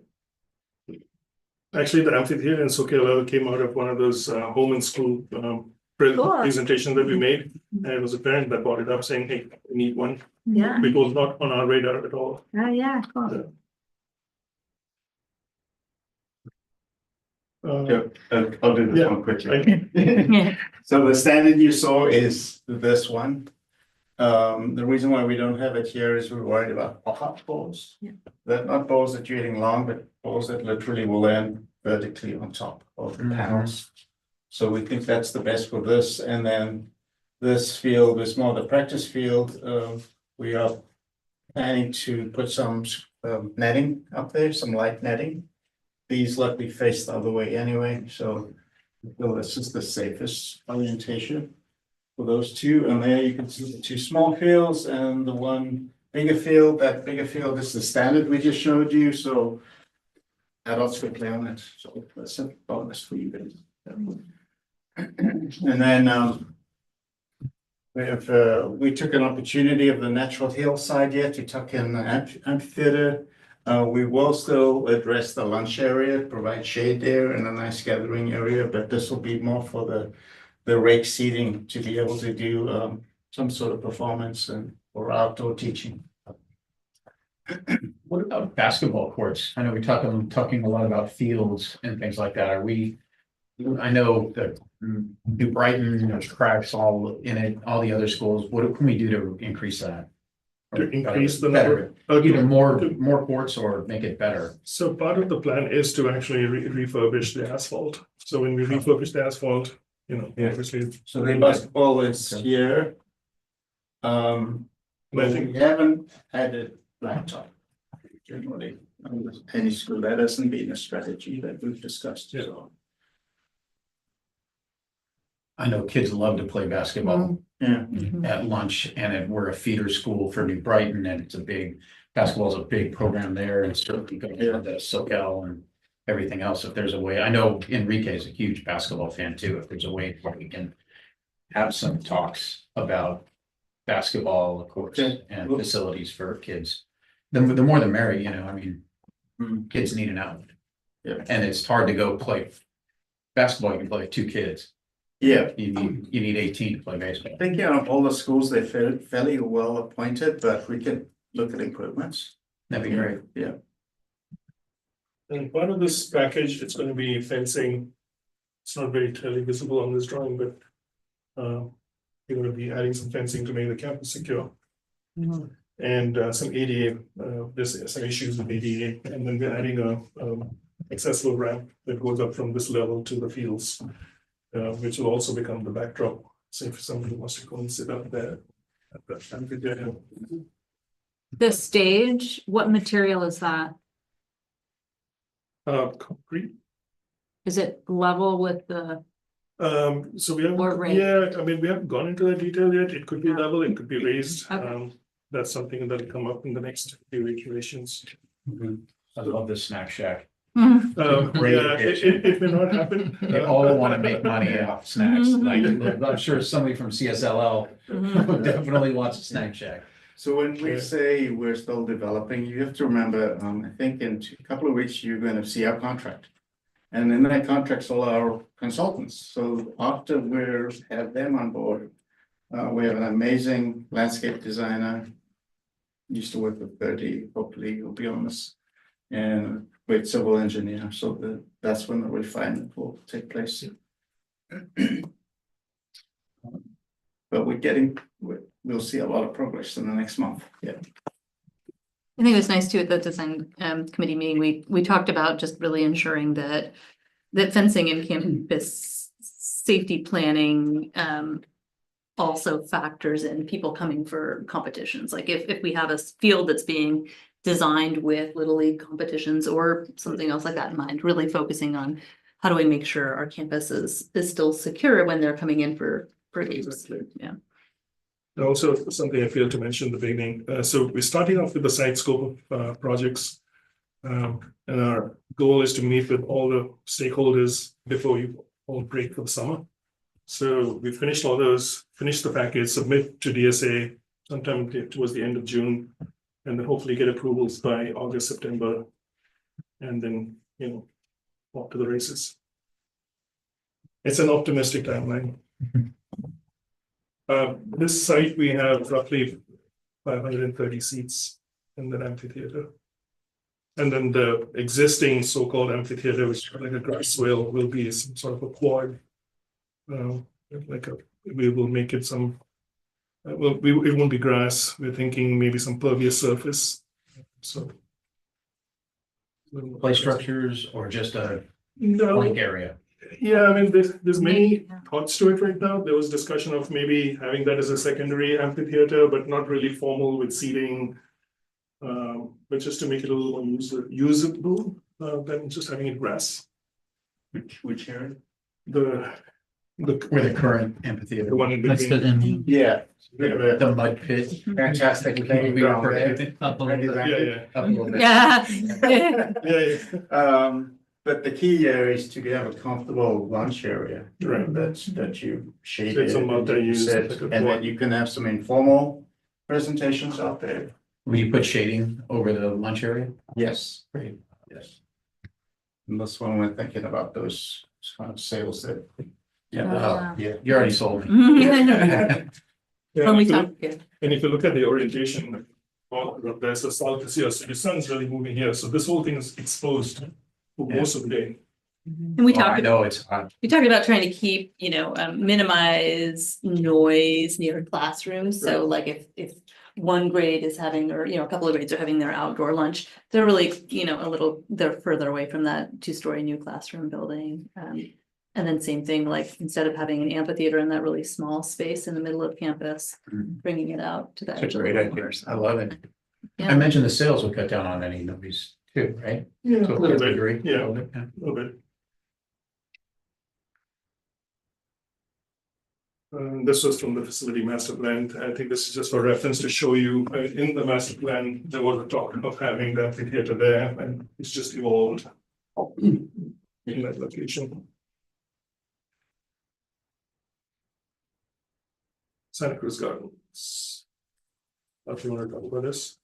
Yeah, pretty excited about this one. I think, instead of taking the fire lane all the way here, there's a fire hydrant right here. We can do a standard, T turnaround, and then that also serves for future access if you ever had parking down here, but it doesn't, interrupt so that kids can flow to the field. Really, this is, just a footprint. Giving you an idea, this is exact footprint of workforce housing that just recently designed in Soledad, 20 units. So just to give you an idea of how big that would be, but it's not part of our planning right now. And then the staff parking, it kind of duplicates what's happening here, where you come in and you loop around this one, you'll come in and loop around in the other direction, and have your ADA and one EV station up here, because there's a new parking area here. We're required to provide some EV electric vehicle charging. And then, field is up for grabs. Right now, we're showing the full soccer, the big field plus the two little ones, and then we're going to include the diamond. Diamond on this side is good for orientation. We don't think that they're going to get that far, but we're going to have a discussion. And so Little League has seen that too and said, oh, we could put a temporary backstop here and practice here. So they are keen to do this And the fencing. and then to your point, you were exactly right. So originally we showed fencing down here, but we want to secure the campus and not have, teachers have to walk each time we went through the gate. So we're going to write the fencing around here. I believe you allow neighborhood access, so there'll be a man gate here during weekends because they still come through, but during school session, that'll be closed. Can you plan on putting like a full gate, like an electric gate or something like that for vehicles to get in there? Like, for example, if the fire engine needed to use it or something, or if we eventually they have have parking there? It's a lock gate. They have that. It's full lockbox, and they have the key to it. And Yeah, Great, So- okay, so so they're actually open. They're okay with you locking them. They just right. oh, right. Yeah, so it'll be typically a 20-foot wide with double gate, yeah, and there'd be a man gate that just leads to it. People who are using the field of practice, where would they park? Like kids on a weekend or something like that, just all there, and then they'd have to walk to access. Okay. Is there any fencing around the back and the full, like the whole property? 'Cause I know there's trails in the back that people can, and I don't know. There's existing fencing. There is, Yeah, that's my walking route. Yeah, there's existing fencing all around that. is it where people can? Sorry? People can't get in and. Well, I think I'm sure you've walked it as well too, but I'd say on the other side of the fence, it's really not accessible. It's like, Yeah. it's the wild. We'll double check. I think they do sneak in across here. And I remember. Yeah, down there. I heard, but yeah. So we'll check on that. And then just a small point I know the staff as well. I know the kids. Balls go down here. So it's not security, but we may want to put a little bit of high netting up there, so that it's happening. That's a lot of balls. Look at this bounce up. Yeah. The kids would like that. Yeah, whichever staff members they pegged to. And through the then the bus. standard fencing we showed you is, it's very nice. It's kind of boring, right? So we'll pick a few panels, probably up front here. We'll do something just. And then the effort just show you to see currently 480. Okay. Was one last question, I guess. So when you do a combination soccer field and baseball diamond, you obviously don't have a grass outfield and a dirt infield. Is that just brown turf versus green turf? Yeah, that's right. Okay, so that's how you color code it. Yeah. I guess there's not a lot of lines on a baseball field so that you wouldn't get confused with the baseball diamond in a soccer field. Right. We picked different color striping as well.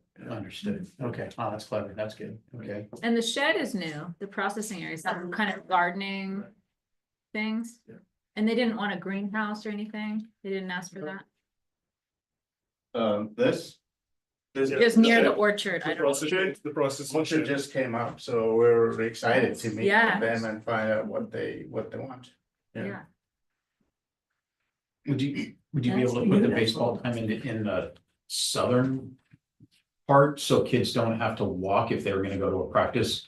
You know, I mean, not that it's a big deal for kids and everything, but coaches, when you coach, you're lugging tons of equipment to places, and would you be able to put it, yeah, right there? Here, Yeah, down in the bottom area, so it's just a quicker walk. only negative, I think, is orientation for the better looking into the sun, right?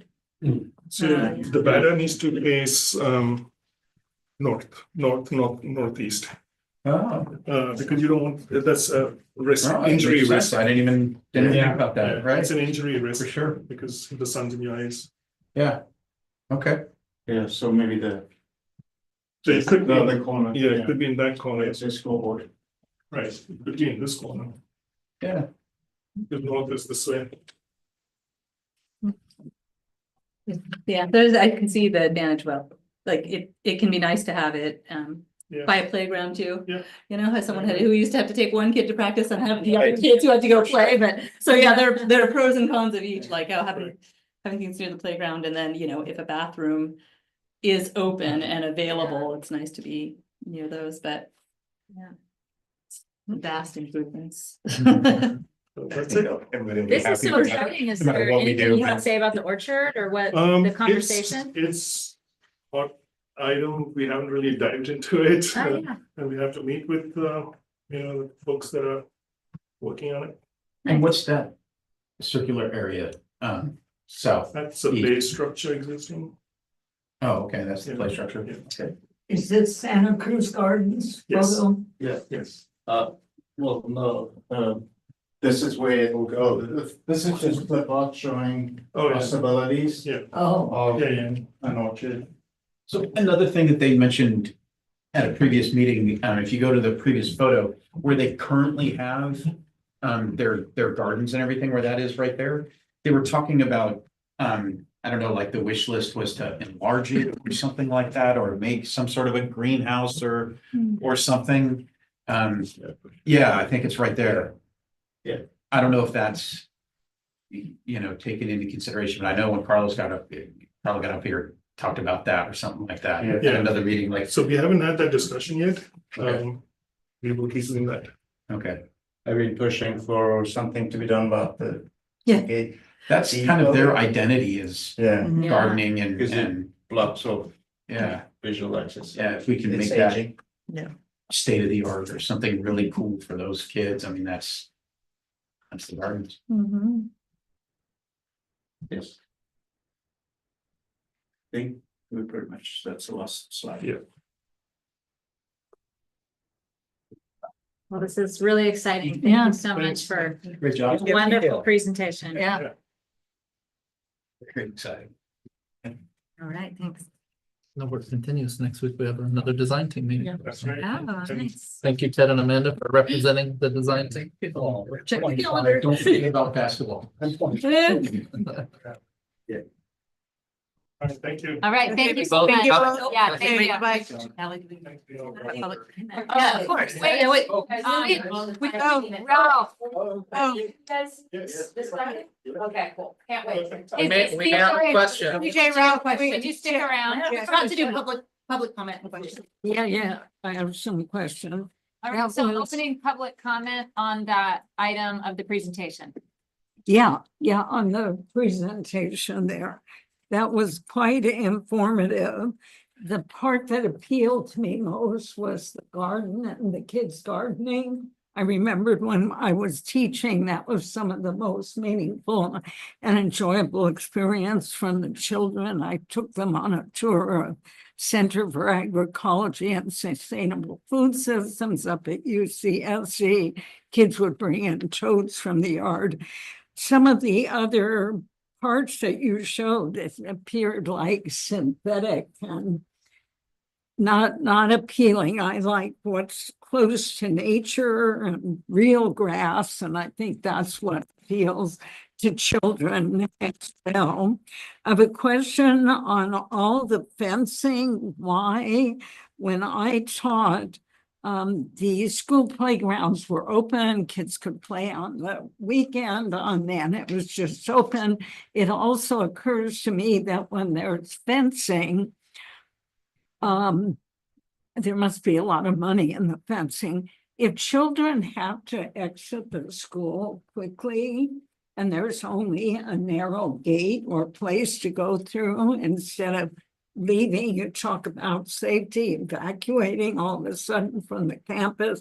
It seems to me fencing is a problem. I liked where you put pros and cons of things so people could look at that. I wondered if there were input from the staff at different sites as to what they think is best. Let's see, the lighting, the reason I wear a hat is a lot of this lighting is very irritating and biologically harmful. I wish we still had incandescent lights.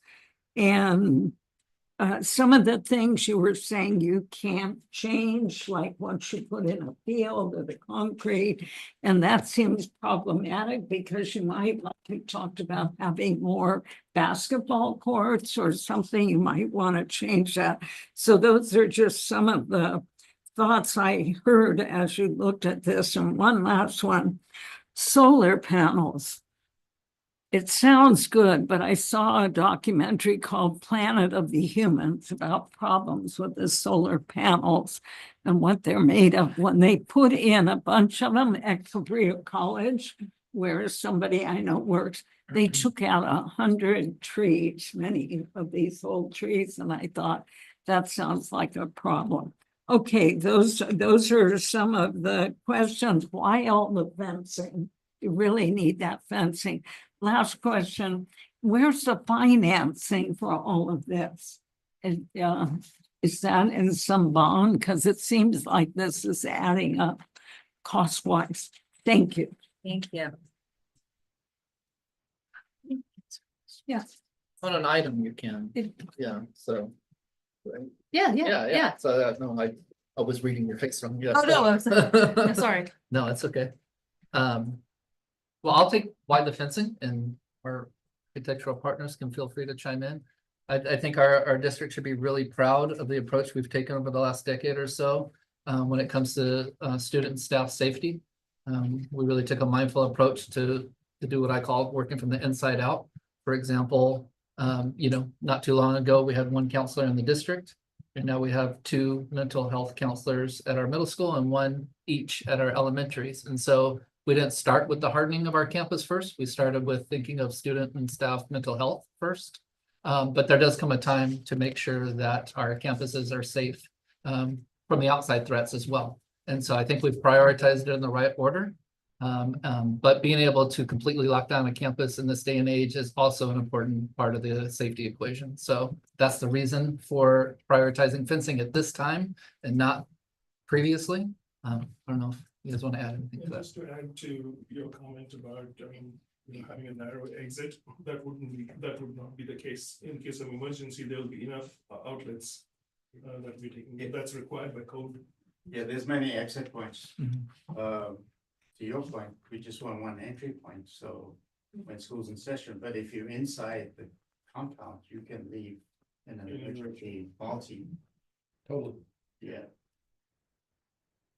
There'll be literally on the gate a push bar, panic bar to be able to leave from the inside. Yeah, They'll be locked from I outside. recall talking about that. It's really smart, intelligently designed. Keeps our schools safe, yet allows evacuation in a few different places. Yeah, and the best form of security is visual eyes, and you'll be able to see through all that fencing and no hiding areas. Yeah, That's great. I think the other question was on funding, which is a really fun question to answer. Yes, there are community supported the district with a $73 million general obligation bond in the November election. So we were able to fund these facility projects through that bond. Hopefully you voted yes. We thank you very much.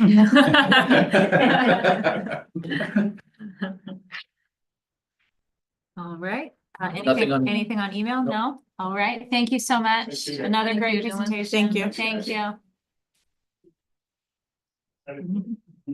All right. Moving on to a presentation from George Lopez, Technology Coordinator at SUESD. It just appears on. Well, I gotta start everything, in the background doing all this stuff. Hello, George Lopez, Hello. the technology coordinator for our school district. So yeah, I just wanted to give an update. Starting to do it every year now. It's been, I think, less than a year. I think I did it in March last year. So, I'll be reviewing the projects we've completed this past year, and then the projects we're gonna do probably this summer, and then the possible projects we have coming after that, or maybe not even at the same time with the way this bond's ramping up, But first I wanted to recognize our technology team. So there's me, technology coordinator. There's Marla, technology support specialist, and also Renee Quesada, technology support specialist as well. Marla's been here for over 10 years now. She's really indispensable, part of our technology team, and I hope she doesn't retire soon. And Renee Quesada has been a great addition to our team. It's actually almost gonna be 2 years now since he joined our team. It goes by really fast. Yeah. But yeah, Renee's been great, and I really couldn't do any of this without them. They've been a really solid team, and I think it really shows with how responsive we are with whenever someone asks for help, we're right there. And Marla and Renee, what they do is they run the help desk mostly. So they're on the day-to-day tickets, going to the schools. Marla's covering New Brighton Middle School. Renee's covering all the elementary schools. So over the last year, help desk tickets, I think last year we were at, what was it, 2,425. And this year we've gone up to 3,155. Yeah. So we're not slowing down anytime soon here. Yeah, every year we seem to be increasing, just the more and more technology becomes part of everything we do.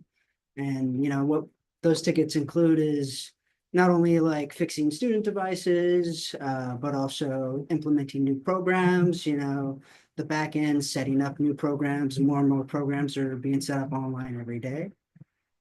Also our webmaster, so we handle all the website updates, and there's updates for that every day, pretty much.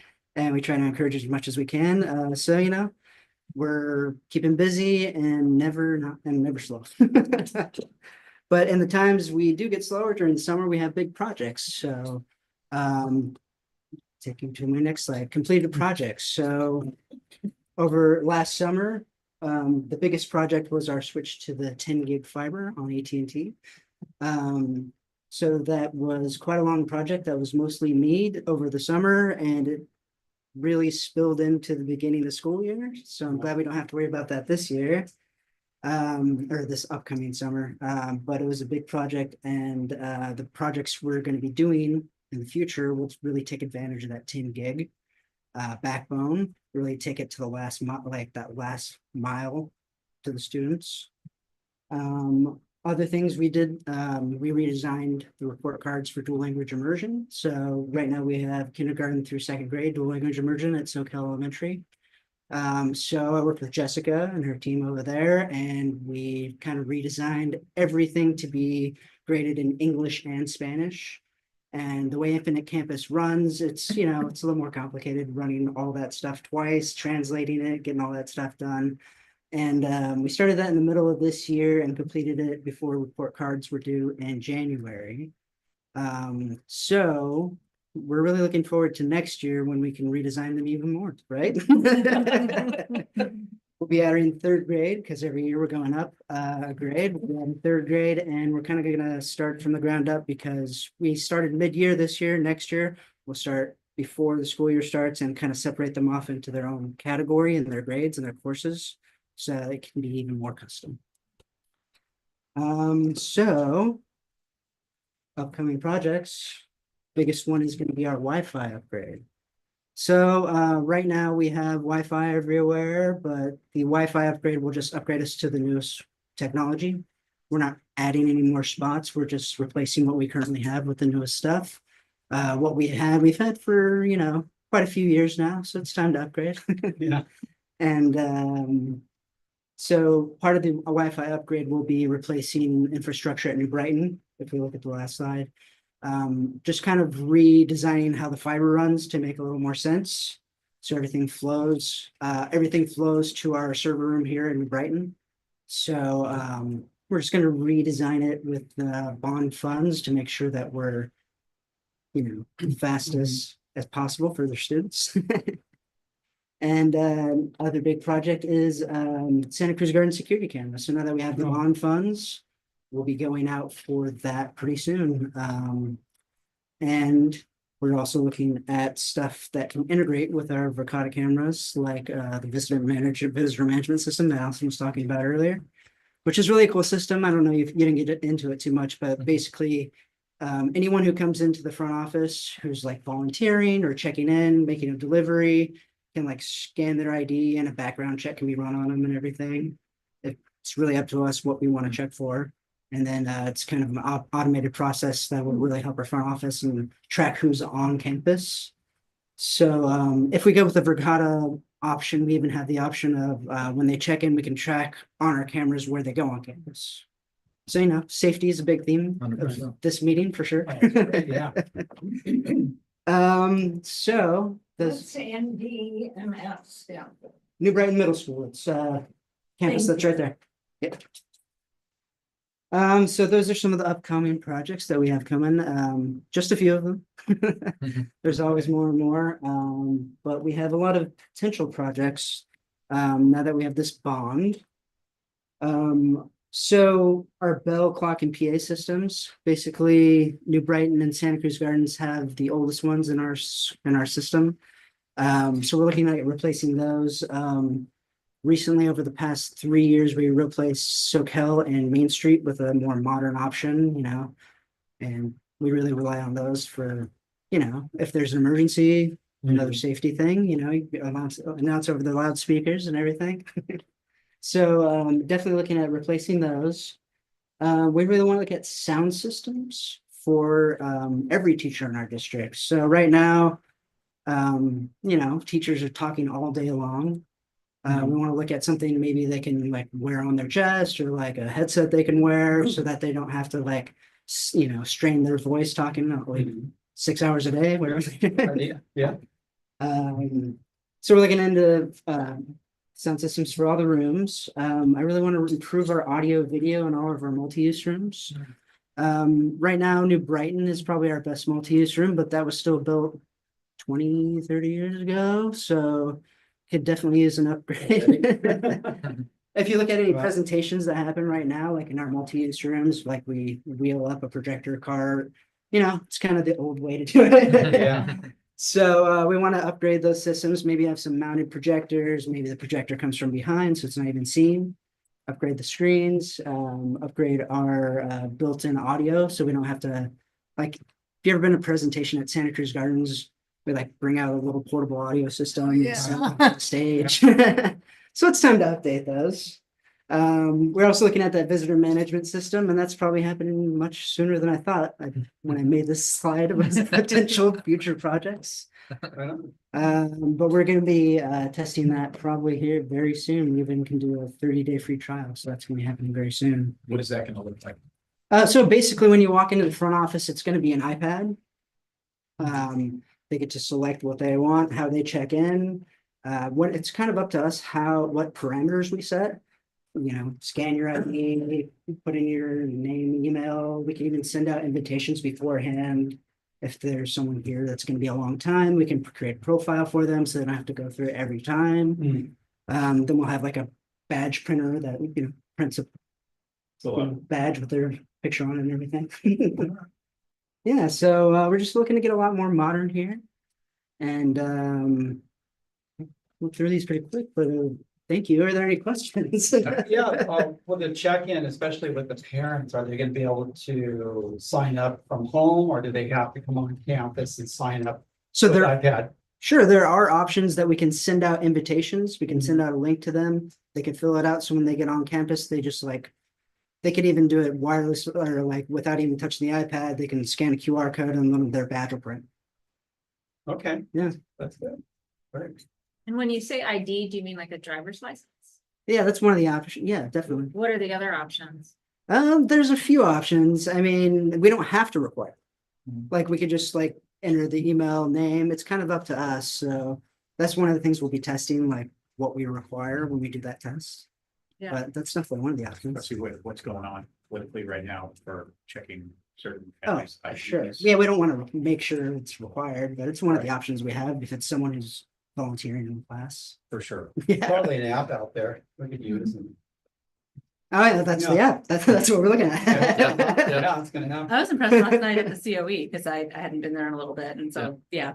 they have That's the like- kind of system. Yeah, Yeah. the little thing where you know, you type in your name. Yeah. I think the person at the desk already knew why I was there. 'Cause Mm, a bunch of us were there. And then you just smile on the camera, takes a picture. It's like being at the hospital or something. Yeah. Prints it, spits out the little badge. But Yeah. for mhm. what a great way to be able to identify, you know, your staff member or someone on campus to quickly be able to tell, you know, that a visitor Yeah. belongs there as opposed to the stickers that, you know, just have an apple. Is it a badge or a sticker? Yeah, it's like a sticker. Sticker, Sticker. yeah.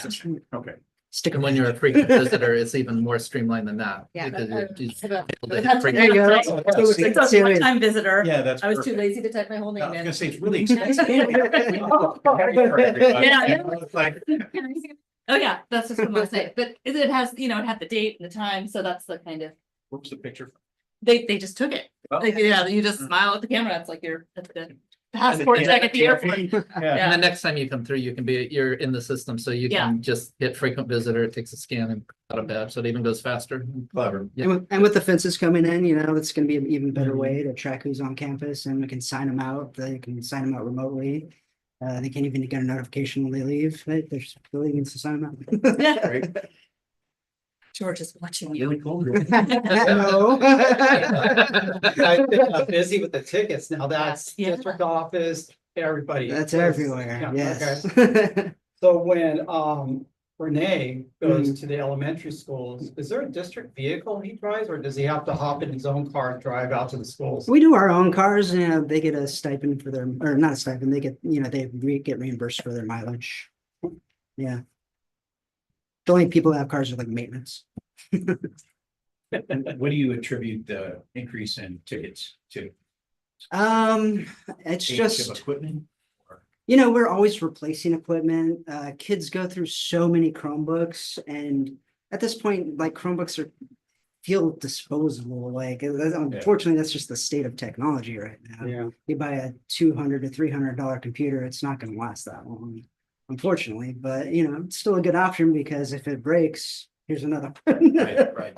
Yeah, you know, so it's mostly that, you know, the state of our devices aren't too bad. We're always refreshing them. We have a plan that we do every year. We're buying 350 Chromebooks, we're replacing laptops, but stuff does get old. Less kids, more incidents. Is there anything we can do to No. spend more money by 30? No. Okay. Spend more money, no. Yeah. Awesome. Of course, I don't know if you're not going to get on. the faculty's getting updated as well. Oh, yeah. In fact, yeah, every year we There you- replace, you know, 20 to 30 laptops with new ones. Wow, okay. Yeah. So ours is probably absolute obsolete then. Kids have the new cool version. Well, you never know. They're always breaking them, so we're giving them whatever's available. George, you said it really quickly. I'm sorry if I cut anyone off. Oh, yeah. You said it really quickly, but just casually mentioned you do all the website stuff, but Yeah. our website is really incredible. Oh, And I hope thank you. feel the appreciation because there's a lot of information that and I know it's been several years now since it's been kind of revamped, Yeah. but wearing my parent hat, like a lot of times I'm just kind of quickly trying to go and like, where's the calendar? Where's this? Where's that? Attendance form. And Sure. it's all like, it's very, very well organized and aesthetically pleasing. So I just wanted to give you gratitude and a shout out. And also it seems like you updated really, really quickly. Like I'll notice like, we talked about something in the meeting, like, Yeah. can that be put on the website? And then Yeah. So thank you. I mean, one thing we focus on whenever we're redesigning a page or anything is just ease and accessibility. Yeah. Is it there? Is it accessible? Is it easy to read? And so that's our focus whenever we're doing something like that. And it's mobile friendly. I mean, it's Yeah. great. Now, is that a ticket to add something to the website? Oh yeah, that's part of it. So then, let's say, a teacher wants something on the website, does it have to go through the principal? Yeah. And to you, so everything goes through the principal? We try and filter it through the principal, yeah. Sometimes front office people will do it, but it's mostly the principals.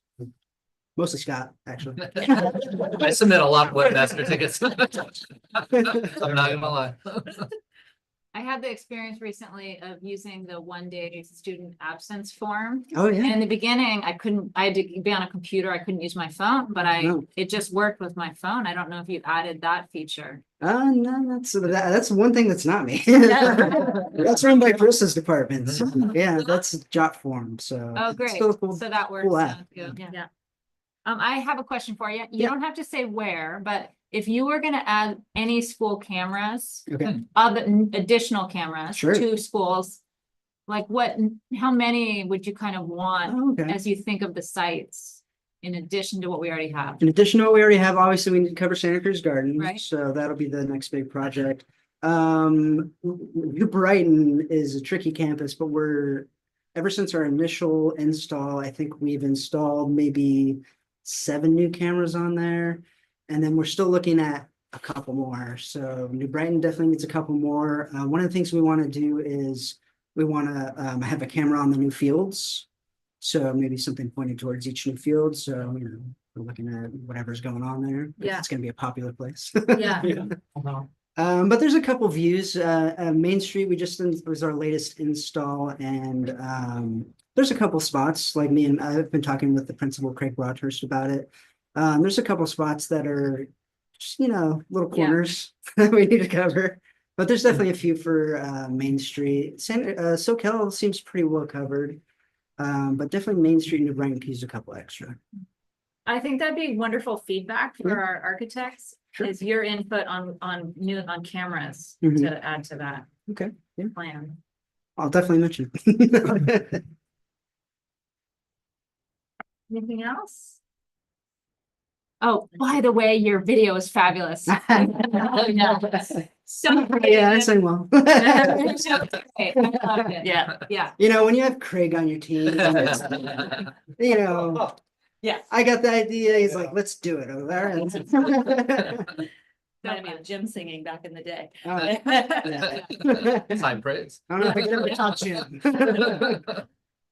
All right.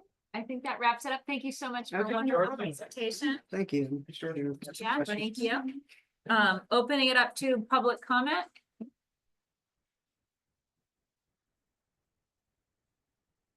I've addressed this many times. It's a public health warning that all these devices, wireless devices, emit microwave radiation. Some of us are old enough to remember when microwave ovens came on the market. Not many of you, maybe. We were told stand back because it was dangerous. And it's the same kind of radiation emitted from these devices. Each time one is utilized, people are exposed to microwave radiation. One scientist says we're getting 1 quintillion times the radiation in the environment that is normal background. That's one with 18 zeros, 18,000.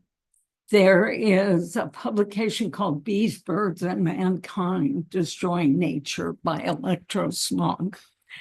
An organization, Citizens for Safe Technology, I recommend you contact about having wired connections because of the harm to children with headache, foggy thinking, learning disabilities causing DNA strand breaks, insomnia. There's functional impairment caused at every level. I know it's hard to understand because it's so popular. I'm sure I'm the only one in the room that doesn't have a cell phone. I just have my landline.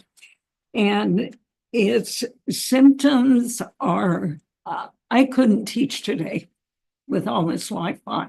I retired in 2000. Children suffer from the exposure and the consequential symptoms. They don't know what it's from. And this should be replaced. I only have these in Spanish. And this warning, I'm out of the English ones, but I'll leave you with this. You've been addressed about this many times.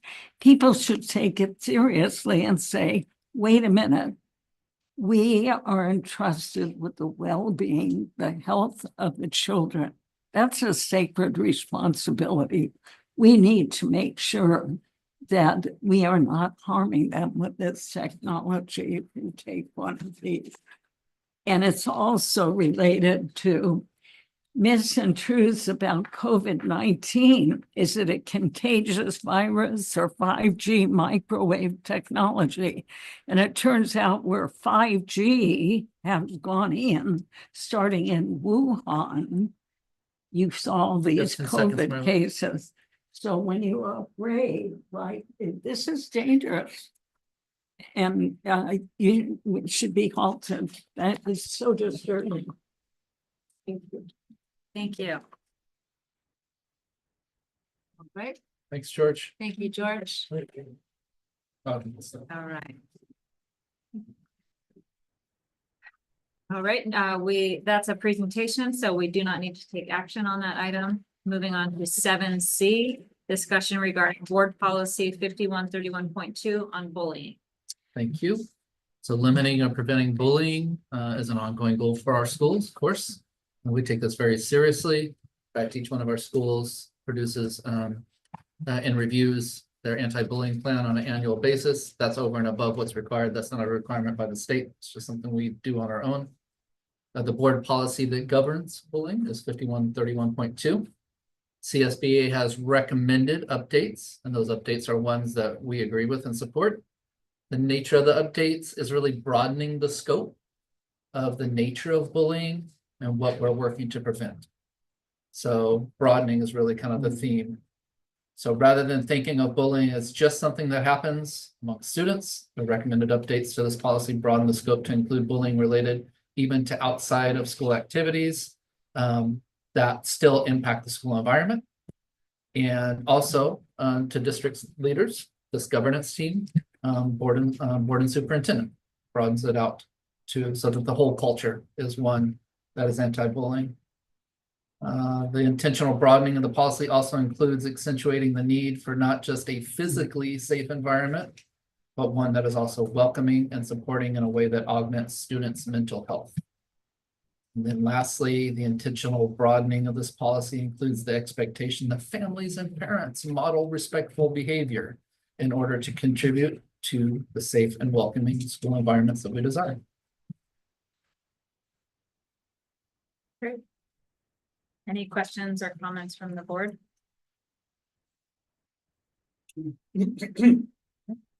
Open to public comment. All right. Again, that's a presentation item. Moving on to 7D, discussion regarding board policy 6112, school day. Great. Well, thank you. Again, this is language that has been presented by CSBA. And it's a very minor change, but is a result of two relatively new laws, SB 291 and SB 153. The changes were made to do two things. One, ensure access to recess and to create an age-appropriate length of day for students. In the changes of this policy, TK and K classes are addressed, and they must be at least 3 hours, but no more than 4 hours, with two exceptions. One is if there is a district with less than 40 kinders, and it allows the time to actually be reduced. Or if there's a specialized program, and that specialized program could include a district offered preschool program, or it could include an expanded learning opportunity program. So both of those would be included in the school day as defined. The policy makes just one other reference to a change that would affect or impact our students. And that is for students in middle school, their first period of their day cannot begin before 8 o'clock. So how that would impact us would be if we had school that started before 8 o'clock, we have a 0 period, but the first period doesn't start till after 8. So those are just a couple of minor changes. I believe that those changes, the two laws that were included in this change are kind of interestingly put into one policy. One was passed because of the early hour of the middle schoolers, and one had to really impact the TKK day because TK is a new grade in our schools. So that is the reason for those adjustments. Great, thank you. Questions or comments from the board? Sense.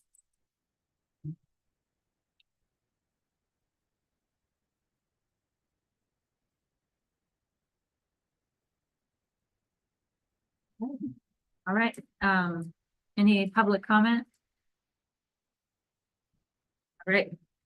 And nothing on. Nothing on. Okay, again, that's a presentation item. Moving on to, thank you for that. Action items, consider approval of the 24-25 Comprehensive School Safety Plan, Part 1. Earlier, we had a public hearing on this item as required. And so now I'll go over the plan a little bit more in depth. George is going to have a part of the plan, just the same plan that you have in your board docket on the screen, so that I can speak to it a little bit more clearly. And so, as you saw, the plan itself is several pages, but there's really a few core slices that we update. A lot of the plan is an important regurgitation, but a regurgitation of board policies that already exist, that are, besides existing in our policy handbook, are added into this plan. So we're not really reviewing those policies now. It's just a required part of the plan. So we'll really hone in on the sections that we do update. And so here we have the table of contents that goes over all the different areas that are legally required by Ed Code to address in a comprehensive school safety plan. And then the very first page there is just the purpose of the comprehensive school safety plan. Again, that part is not something that we have input on. That is Ed Code required language around the purpose of the plan. And if we go to the next page, we see the folks who have input. So we look at the plan throughout the year with our administrative team, but then we have a meeting where we try to bring everybody together and get a well-rounded look in this. So you will see that we had a meeting that included our administrative council, included our partners in law enforcement from Capitola PD and the Santa Cruz County Sheriff's Office, included teacher representatives from our school, and included our campus supervisors, and it included parent representatives. So we really try to get that holistic look to be able to view our safety plan from all the different important angles. And that all the folks are documented there. On our next page, you'll see that we go into the data section of the plan. So could look at a lot of different data points to see how safe our campuses are. And I want to acknowledge that this is just a global slice. So not intended to say this is exhaustive list of data that we can look at, but we try to look at some global data that we can look at from a year to year. So we have some context for the data. The first part is suspension rates. And so all of the things we've talked about in other items are about creating welcoming environments where students want to be and where students want to learn and collaborate together. And the idea has grown over the years and been supported by the California Department of Education, that exclusive disciplinary processes like suspension don't help create that kind of environment. And our staff, everybody has worked really hard on restorative practices. You still hold students accountable, You just find ways to restore and correct behavior rather than exclude and punish only. And so a representation of that that's measured across the state is our suspension rate. And so you can see from the data that if you go back, we go back about 10 years here, that in our district back in 2013-14 had about a 5% suspension rate. And fast forward a decade later, it's less than 1%. And again, I just want to really emphasize that that doesn't mean we don't hold students accountable. There are many, many ways to hold students accountable. Suspension is the last resort. You can see that over the trend, we've included for context the suspension rate across Santa Cruz County and across California. And you can see that our district has made significant strides in reducing our use of exclusionary student discipline practices. If we take a look at the next set of data, we want to create environments where students want to come to school. And so one way to measure that is to see if we're reducing chronic absenteeism.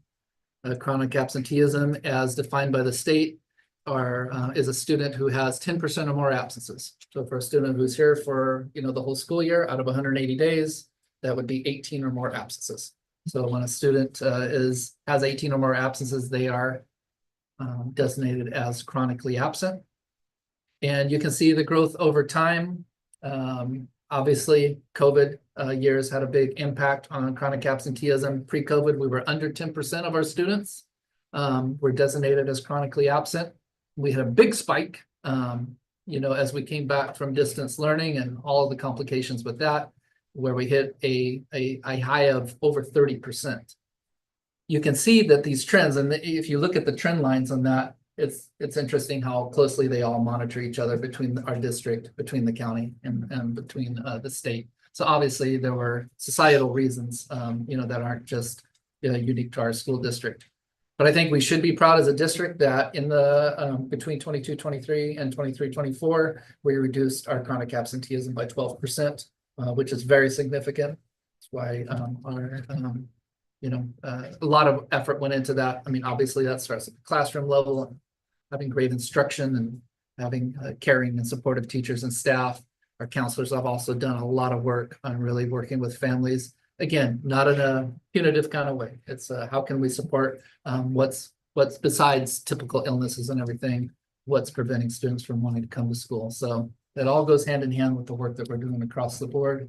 And of course, the work with chronic absent or independent study and being able to capitalize on that. We're hoping will help us even more this year. In real time, we're at about 15%, although I'm a little concerned February has been tough with flu and viruses.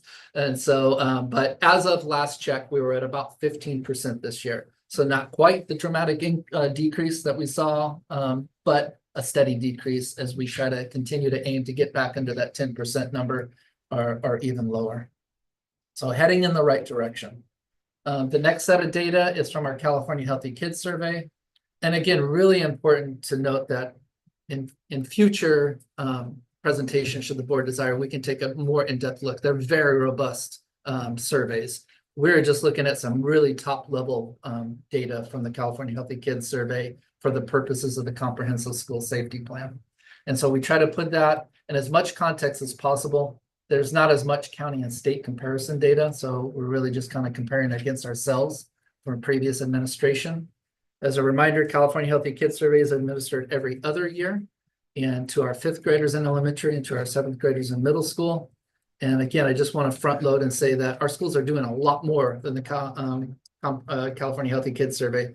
Our schools are doing Kelvin surveys and other more localized kind of data checks to gauge whether students feel safe at school. This is not just a singular point of data, but this is the point of data we've used across the years for Comprehensive School Safety Plan.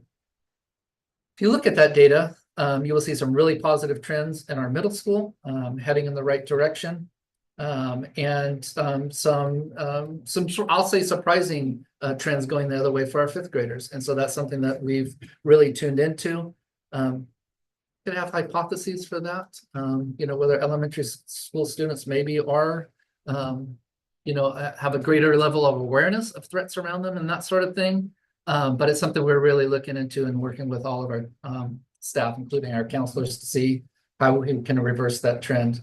But really promising data in our middle school, seeing a return to like pre-COVID kind of numbers in terms of the percentage of students who feel safe at school, the students who feel connected at school, and the reduction of students who are using or self-reporting use of drugs and alcohol. And I know that self-reporting always like brings to mind like our students being honest, and that part of the equation we can't control. But students being a student, I think using that comparative data and knowing that that's and the same kind of approach of self-reporting throughout the years is pretty promising. So that's the data that we use for monitoring safety. And the next section of the plan is really to get into our strategies. And so there's a lot that goes into school safety, but these are 7 strategies that we tend to focus on. And each year we either look at them and review them and update them, or maintain them, or occasionally we might drop one that is either no longer pertinent or has just become part of the culture. And so one strategy is for family engagement. And this is grown over the years from simple things like having Capitola BD come and do a presentation to students and parents about internet safety.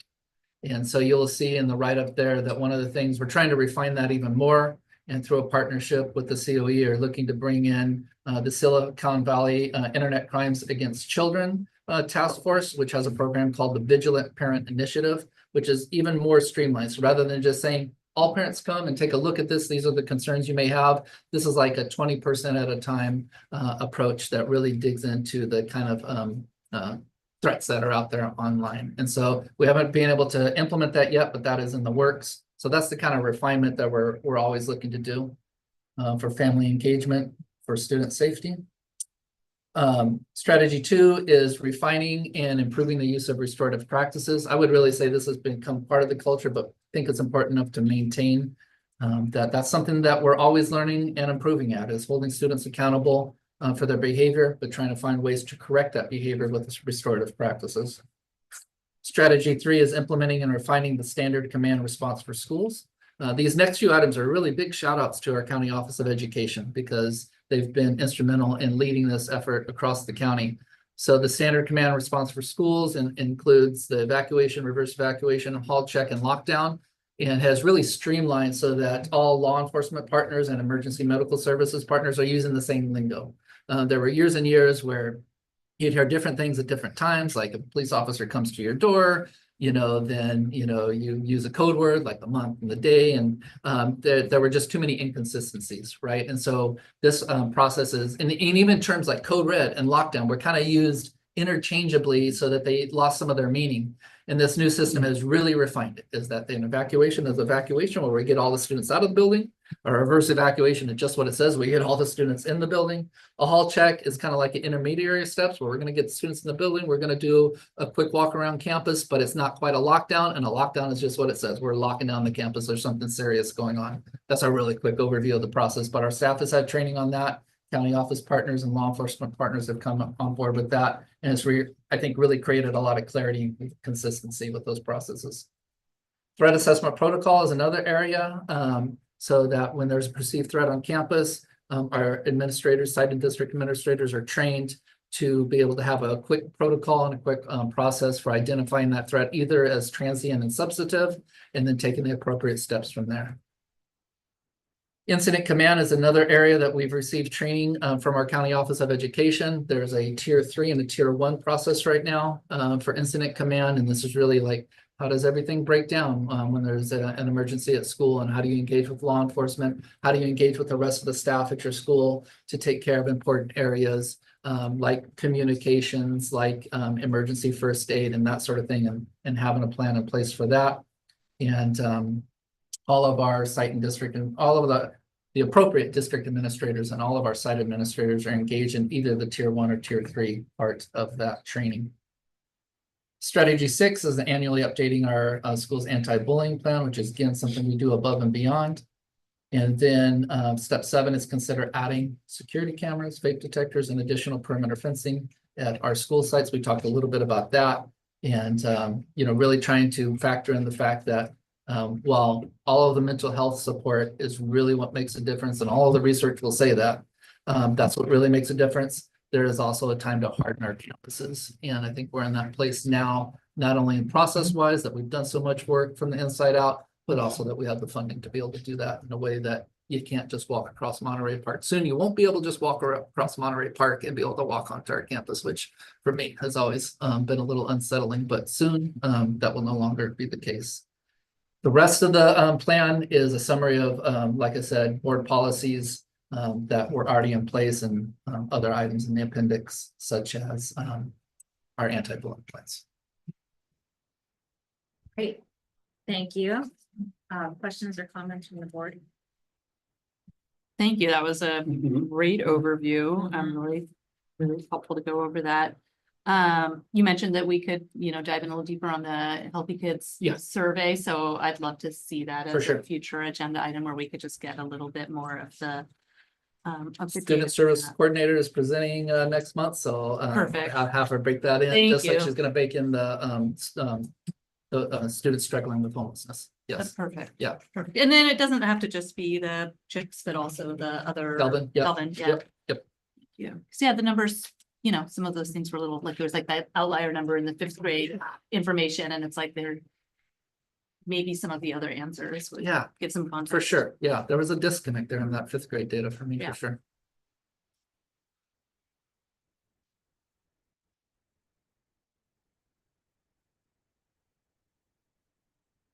No other comments from the board? Any public comments?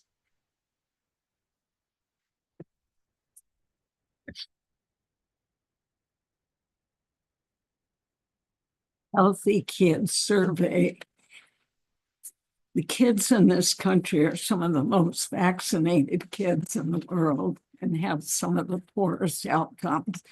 I'm going to read just a little bit from vaccination. The most important decision parents will ever make, from Weston A. Price Foundation, westonaprice.org. And it says, the greatest lie ever told, that vaccines are safe and effective. I still have a vivid memory of my daughter getting very sick from the DPT shot. She's almost 57. I'm sorry I ever subjected her to that.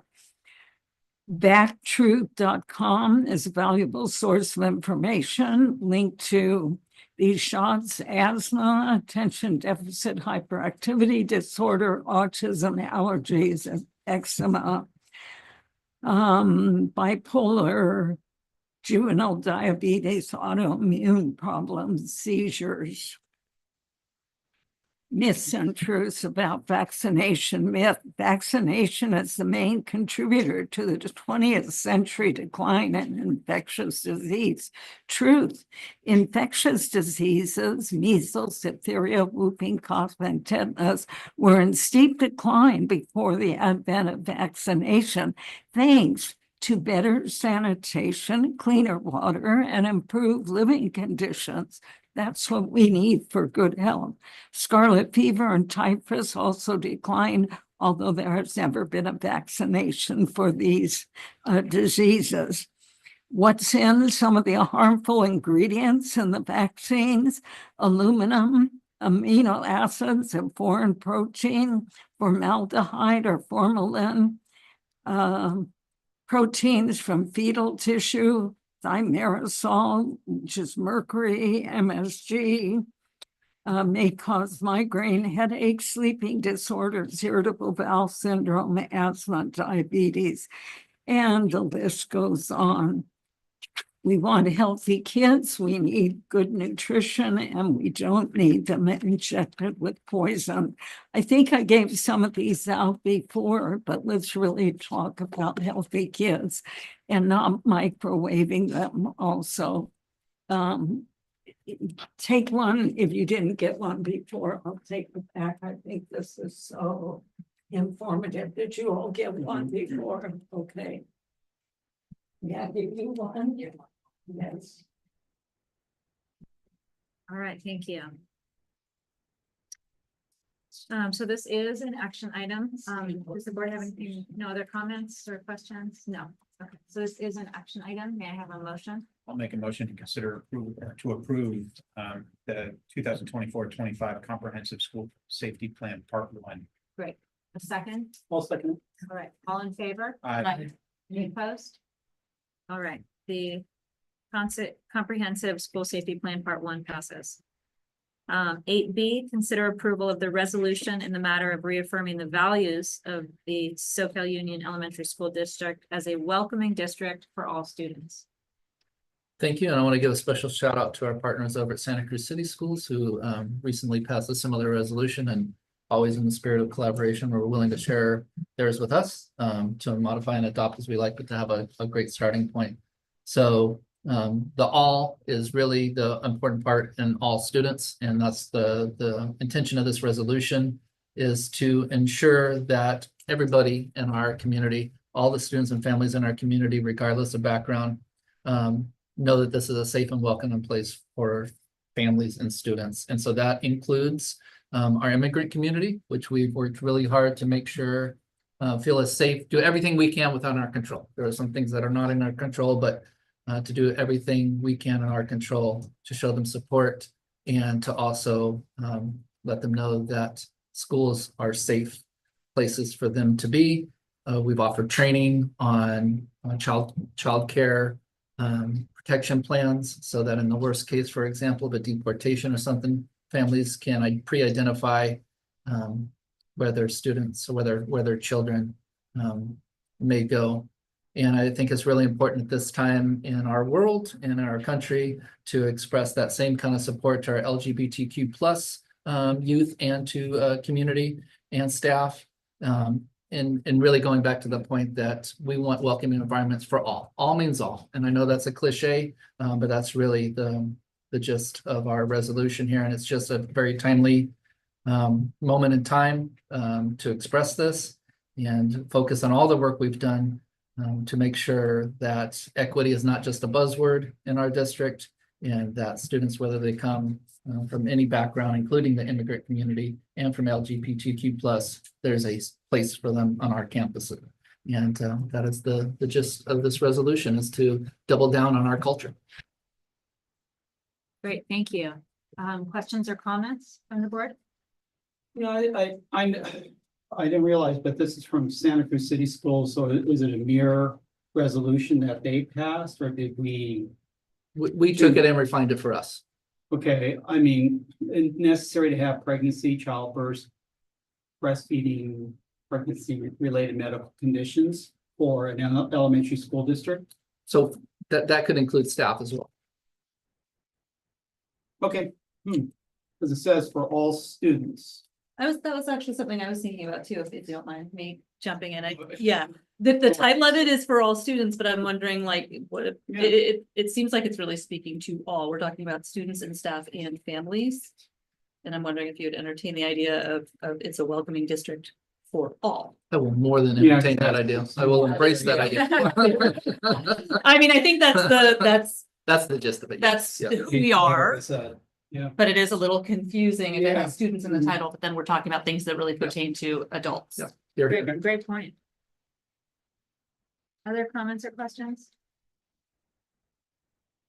I'm grateful to have such a welcoming statement this time for all. No other questions or comments? All right, I will open it up to public comment. Yeah, and it's excellent, of course, and important to have a welcoming statement for all. And it also needs to be in a safe and healthy learning and working environment.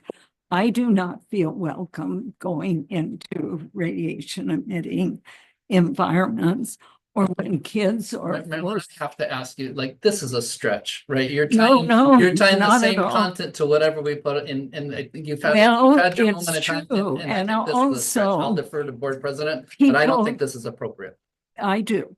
Barry Trout. Tell her to stop. I asked her to. Yeah, so you know what? You need to listen to the superintendent, please. It's, Instead of wasting your time. it's not, This is not tied to the item. no, it is. It's if it's an unhealthy environment, it's not welcoming. That's a fact. All right, so now back to the board. Would someone like to make a motion? Any email comments by any chance? Nothing on email. All right, any other comments? I'd be more than happy to make a motion to approve this resolution. I would That's like. for all, right? For Yeah, all with the for change? all, and I would like to second it. This is a resolution. May we have a roll call? Trustee Edmondson? Yes. Trustee Donnelly? Aye. Trustee Jackson Miller? Aye. Trustee Dickinson? All right, resolution is approved. Moving on to 8C, consider approval of board policy 5111.5, protection of undocumented students. So this is an optional board policy. It's not required to be in our handbook. But in connection with the resolution that the board just passed, when it came to our attention that there is an existing, or is sample policy out there for protection of undocumented students, it seemed very timely and very important to add that to our board policy handbook. And so this is one time where policy catches up to practice. You're well aware of the efforts that have been made around the county and including in our school district to support our students and families in the immigrant community. And this board policy just adds a measure of officialness, if you will, by maintaining that from now forward, if the board chooses to adopt it. And we're asking for what we refer to as an expedited first reading, meaning that typically we bring you a first reading and let it pause and bring it back to the next board meeting for second reading and consideration of approval. We're asking that for obvious reasons in our country right now that the board consider making a single reading and adoption. Right, thank you. Questions or comments from the board? Have we had anybody from ICE or anything like that request any records from us or anything? We have not had any contact directly with our school that I'm aware of. Has anyone in Santa Cruz County that you're aware of? I don't have that data handy. I don't know for sure. But You mean I- anyone in terms of school districts? Yeah, and I'm just curious, because I mean, and it's more for a personal thing. I mean, I couldn't imagine anybody. I mean, I don't know what to imagine, but identifying a kid, Historically, though, this has happened. yeah. And it's I happening mean, in other World War states. II, Yeah. right? They went into schools. Well, the Japanese internment you're talking about No, with the Jewish children. So I mean, this is like historic, right? in World War II. and Europe. the one thing I really like to add is like I'm going back to Cradle to Career, did a presentation at Soquel Elementary. Giving families advice and support on how to prepare for this. The best thing I can say, or not the best thing, the clearest thing I can say is that the fear is very real. Our families are feeling this. And if you think about your most precious possession, your child being taken away from you, you want to know what's available to you to be able to combat that. And so there's lots of organizations like the Community Action Board that are out there supporting families and offering red cards, which let families know if they are engaged by ICE, what their rights are. And then there's the child care protection plans, which I mentioned before. And those kind of items just give us as much of a sense of security as we can to families that are where the fear is very real. And at our next Santa Cruz County School Boards Association meeting, which is Monday, let's see, our meeting, so it's Monday, March 3rd, the SUESD meeting, but we're gonna have Dr. Sabah speaking about, important current, like relevant safety issues affecting our families and some of the concerns that people are having around this issue. So he might actually have that data point or at least some anecdotal information about what's happening at the I'd be schools curious. I mean, countywide. nobody's So, taking our kids, yeah. But yeah, but I mean, no, I mean, Oh, right, yeah. I mean, like, I'll be the first one, I'm sure we all will, but I'm just curious, does this give us any? I don't know, strength? Does this give us any bones? Does this give us anything to do? I mean, we just don't comply. Any board policy does give that kind of strength and also provides just some guidelines on what specifically we can do. So, and we've worked, as I said, like this is policy catching up to practice, right? We've worked really closely with our staff. For example, our front office staff we're often the front lines in this sort of thing. We had an immigrant attorney come in and talk to them about like because it has happened. ICE does show up sometimes, and there are very certain documents only that can ever allow them to have any engagement with school. It can't just be that they're there in That's an what it felt official like. capacity. And that seems like, They can't just come here. well, right, take a and I kid. understand like how that feels to, like right now in this setting, that totally makes sense, like how you're saying it and what you're saying. But imagine if somebody comes and presents themselves in an official capacity, you're not expecting them, you're a school office manager, like we've tried to, in that setting, it's a lot more vulnerable, right? And so we're trying to equip them in advance on what they can say and the questions they can ask and who they can contact to protect our I think family. that's great, but I'm just curious, like, they don't have it right. They can't just come into a school and say, I'm pulling, give me all the records for these You are particular correct. kids. They and I'm don't gonna have pull that them out of right. School. It doesn't mean that it hasn't happened. Okay.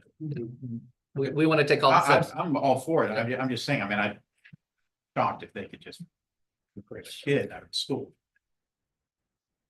But it could be someone showing up in a very official outfit, and all of their insignia saying, Right. I've got a warrant and I need to get the information on this address and this, and I think for someone, I think to the point of, we have Where they incredibly know and they're well-trained office intimidated. staff, but right, someone could Right. be intimidated. Or gosh, the very well-trained, office staff, maybe someone's on a break and someone else is subbing in. I mean, I think as much as we can put things into clear language, and I do appreciate that this is clear. It's CSBA, right? It's just, but it's not mandatory, but it's Yep. vetted and it's Oh, yeah, like, yeah. right? So, I mean, I think, And I'm all for protecting our families and giving them every added bit of insurance, whatever we can do, for sure. There's a large number of paranoia out there too. Yeah. The kids come to school with paranoia, family. Well, we've seen it in with paranoia. Salinas a lot, So- where kids aren't going to school and attendance is dropping in the Salinas area. So. And then 100%. somehow, if it passes, put it out there that we pass this, this policy. I'm not sure it's gonna take care of the paranoia, but it may help a little. Right, anything we can do. Imagine child sitting in class, just like fighting their cuticles, just what's gonna go on, so. Hopefully. or a parent who, might be afraid to come volunteer in the classroom or drive on a field trip or something, right? We don't want that again. It all goes with Yeah. safety and welcoming. All right, thanks for that discussion. Open to public comment related to this board policy. Yeah, this is, I don't know the actual wording, but we definitely need to protect all children, whether they're documented or not. And this is, it's from the president of our country saying going after the undocumented, revoke birthright, that they were born in this country, that they're not citizens. And he said specifically, go into the schools, go into these churches and places that we were protected before. It sounds very much like Nazi Germany, picking up people and unjustly, and people are afraid. If I were a person, Spanish-speaking person, Latina, I would be afraid. Kids are worried their parents aren't going to come home, or the kids won't come home to the parents. A valuable source of information is KPFA radio. This listener-supported Flashpoints program is one, and I'll just give you one example that this is happening. A woman was driving too slow. She was from Venezuela. She got picked up and her children and sent to, I don't know, Mexico or thousands of miles away. And you can listen to Flashpoints, kpfa.org for details. And people are being rounded up who are citizens and who are indigenous people. It's a big problem. And in Nazi Germany, Reverend Niemöller, maybe you know this famous statement, first they came for the homeless, and I said nothing because I wasn't homeless. Then they came for the trade unionists. I said nothing because I wasn't a trade unionist. Then they came for the communists. I wasn't a communist, so I didn't stand up.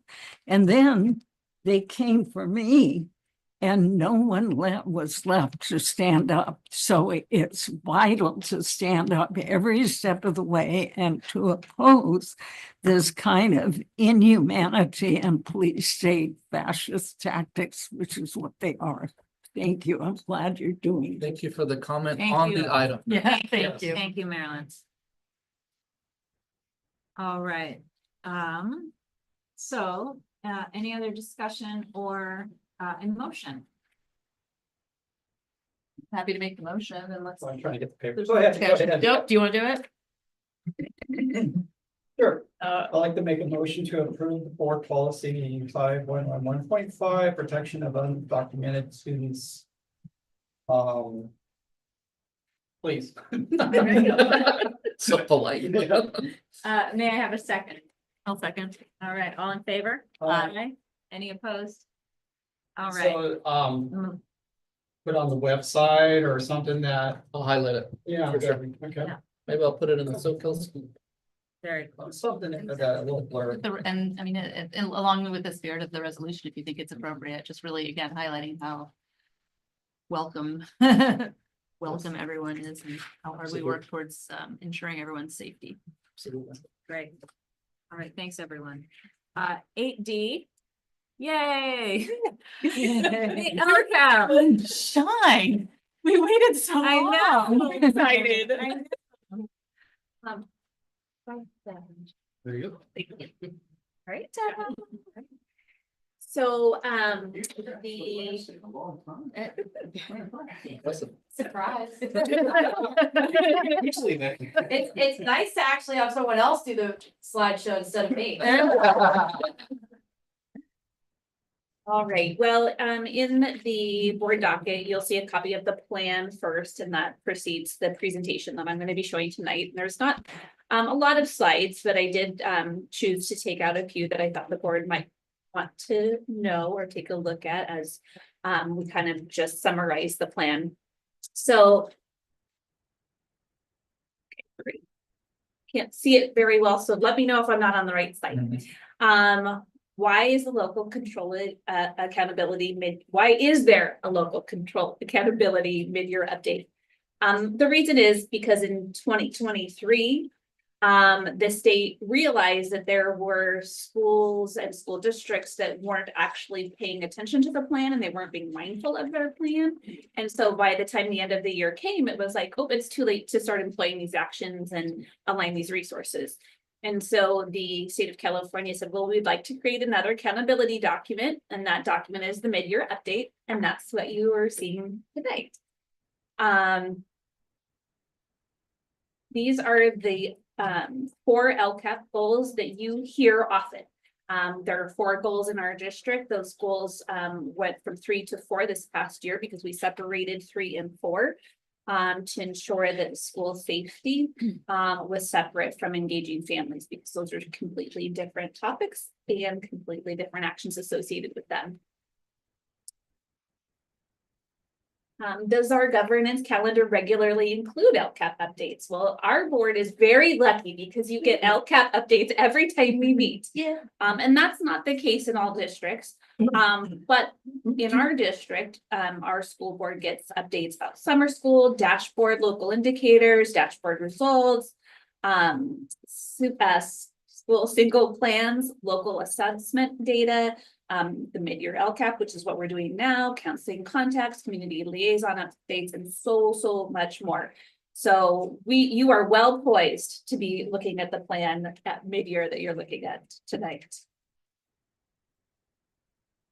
So just an important highlight about the LCAP budget. When the plan is approved, at the time it's approved, the final budget isn't always known. And so just in reference to the budget, you may see a different number at this point of the year than you saw when the plan was originally approved. So the concentration grant funds as adopted were a little bit higher than what we actually saw, as was the LCFF funds that were adopted. So there's just actually a little bit more at the mid-year update. So the plan that you saw previous to this slideshow, you could probably see some columns and some entries. Those columns really are intended to do a couple of things. One is to lay a baseline. One is to set the metrics. One is to set like those actions and services related to the dollars spent, but also to provide us an opportunity to share data with how we're doing up until this point. So those are how our entry fields. The LCAP goals alignment is visible in more than just this plan. This plan is actually visible through our single site plans. So when you looked at our SIPSA plans from the school sites, you would see that there was an LCAP goal, and then there was a school goal that aligned with that, and then some actions and services that align with that. So the mid-year update isn't the only place you're going to see baseline data. It's not the only place you're going to see action data or some kind of financial correspondence. You'll also see alignment with the LCAP goals in the goals that we have as a district and the goals that you have as a school board. So there shouldn't be anything in our board docket that wouldn't align with one of those LCAP goals. And that's why when you look at the agenda, it'll tell you which goal it aligns with. So this is just some mid-year data points that the board might want to know that where we collect the information from. We collect information from attendance and engagement. And so you saw some of that in one of our earlier reports tonight. We collect data on social emotional health and survey results. And so some of that was from the Healthy Kids survey, but we also have some universal screeners that we use within the district.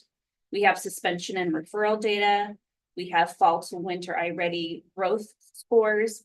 We have family and student staff LCAP survey results by this time of the year, and we have facility inspection tool results by this time of the year. So we collect a lot of information in the first half of the year. So where do we see some positive trends in the mid-year results? Just a couple of notes from the iReady diagnostic academic data.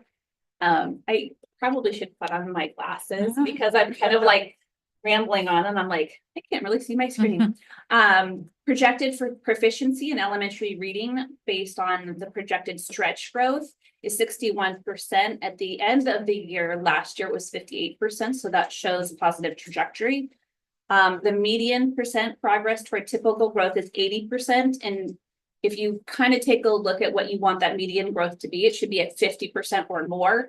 At 80%, that's a really high rate of growth. So that's something that we really, really love to see.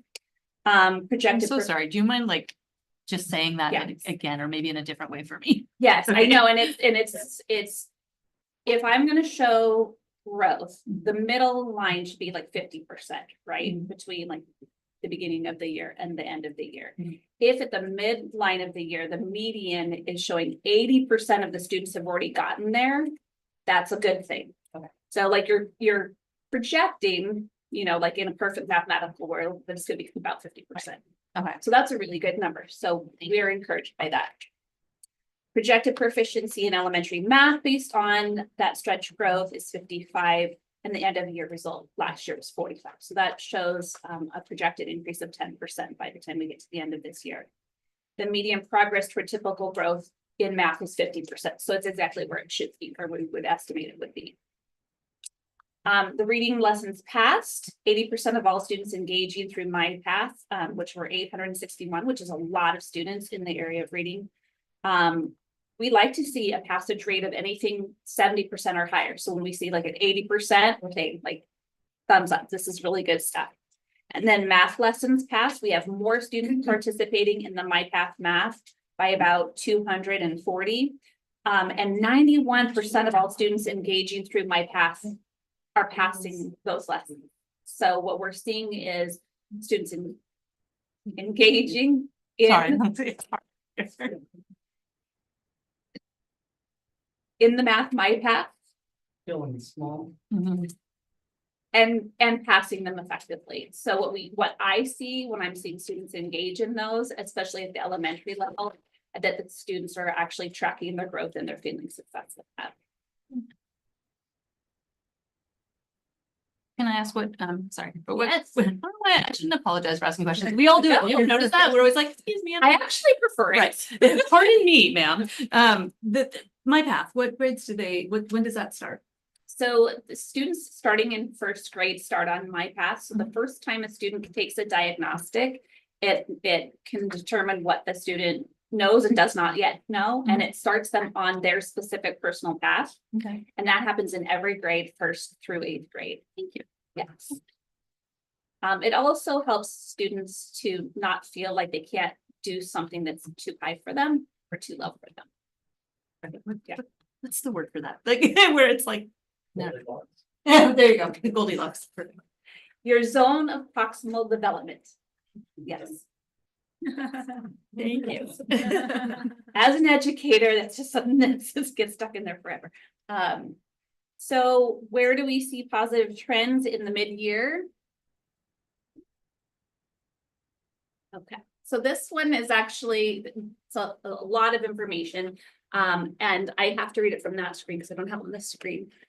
So we actually looked at English learner growth and students with disabilities in this particular section. And what we wanted to do was we wanted to determine whether we were seeing successes or areas for future development. And what we found was at the mid-year reading growth, ELs at Soquel Elementary had an increase of their proficiency, which is fantastic. I'm actually gonna pull this slide because I added a couple more bullet points.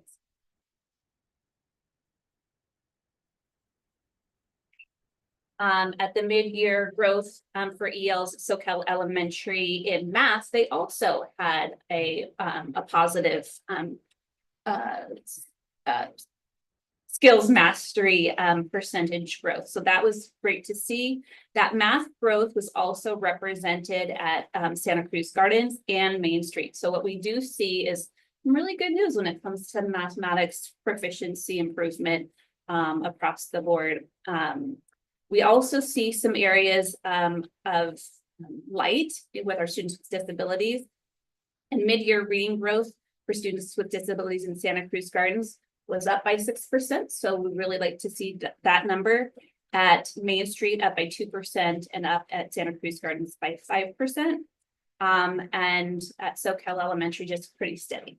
So those are some of the groups that we've talked about often about really trying to find ways to mediate and mitigate that gap in achievement for some of our marginalized groups. And those are the two that we have been really tracking so far this year. I'm sorry, can I ask a question? Yeah. So Santa Cruz Gardens had a big jump, which is great. Yeah. I don't want to downplay it, but is that average based on the population somehow of the school? Because I know it has a lower attendance, right? Yeah, it would be the percentage, it would be based on the number of students that they have that falls in that category.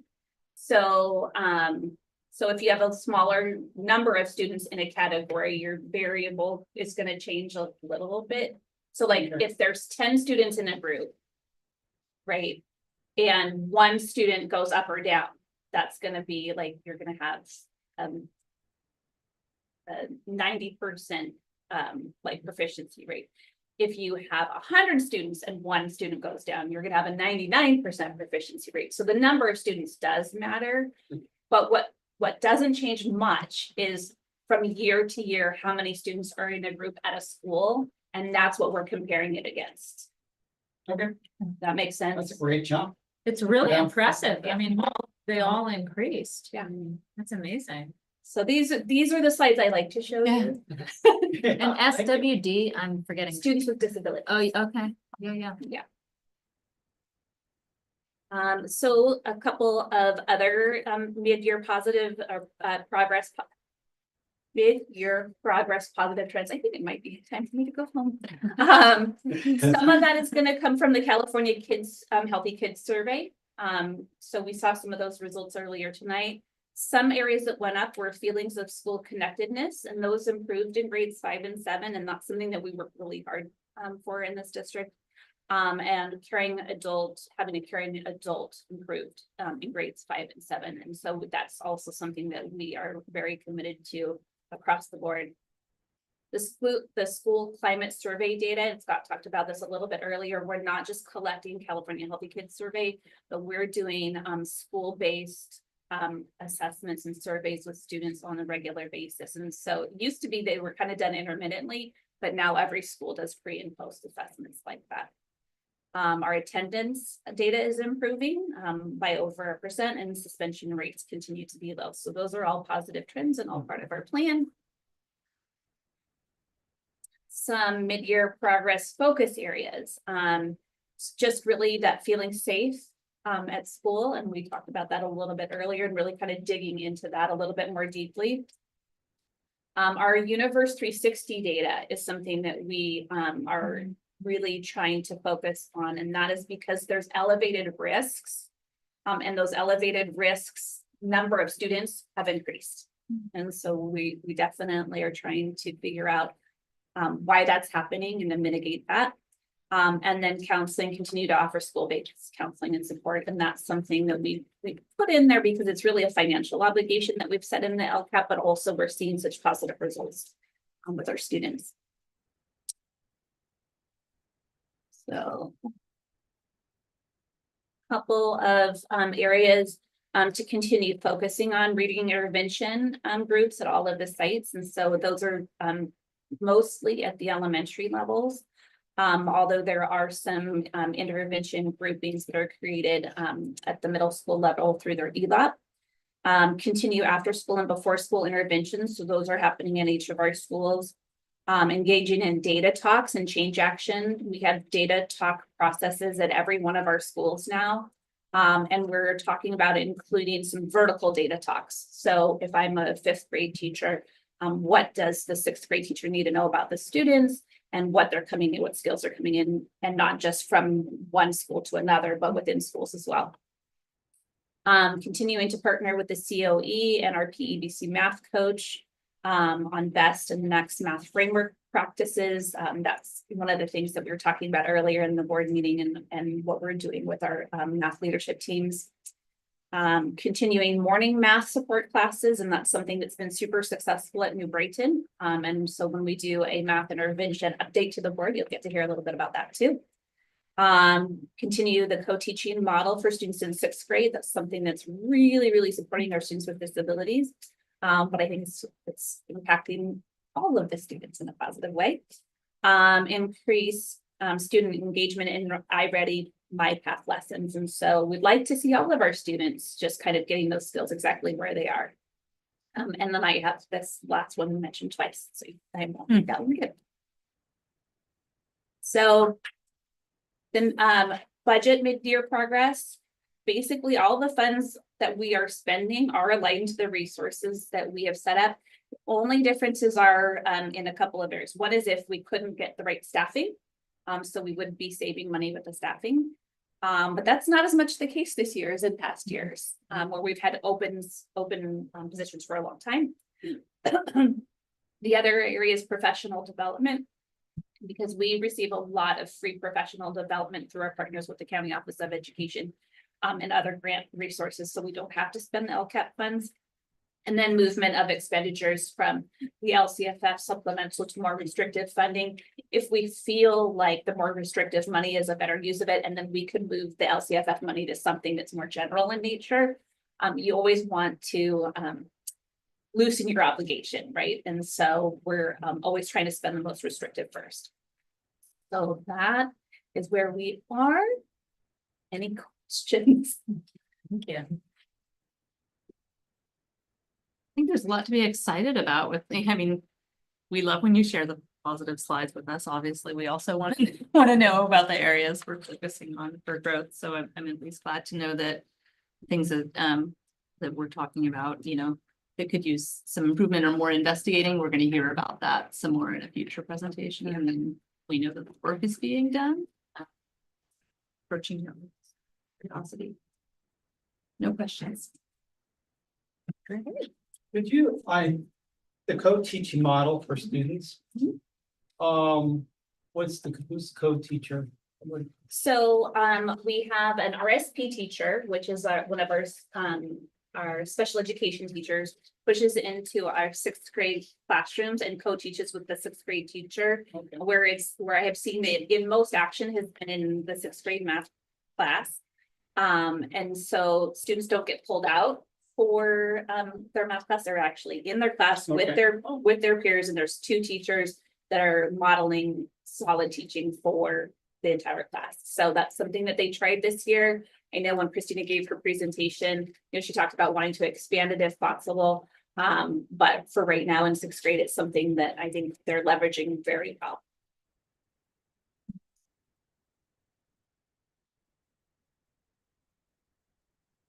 Thank you. Yeah, thank you. Looks like no questions or comments. This is an action item. So may I have a motion to approve the LCAP? I'll make a motion to approve the okay. Is that it? I'll make a second. Second, all right, all in favor? Aye. Any opposed? Right, Mid-year update, mid-year update, there we go. All right, correspondence, future agenda items, we have a couple. May I have a motion of adjournment? Actually, Scott, can I make a Oh. suggestion for an upcoming agenda item? Yep. Perhaps it might be prudent in shaving some time off of these things to have George maybe contact the school district and find out exactly what the dangers are of Wi-Fi and how it is affecting our students, if it is an adverse reaction in some current knowledge as opposed to something that might have been when microwaves were invented. And just throwing it out there. Do we have on our speaker, I'm just asking, if on our speaker form, does the person give any contact information or no? Got it.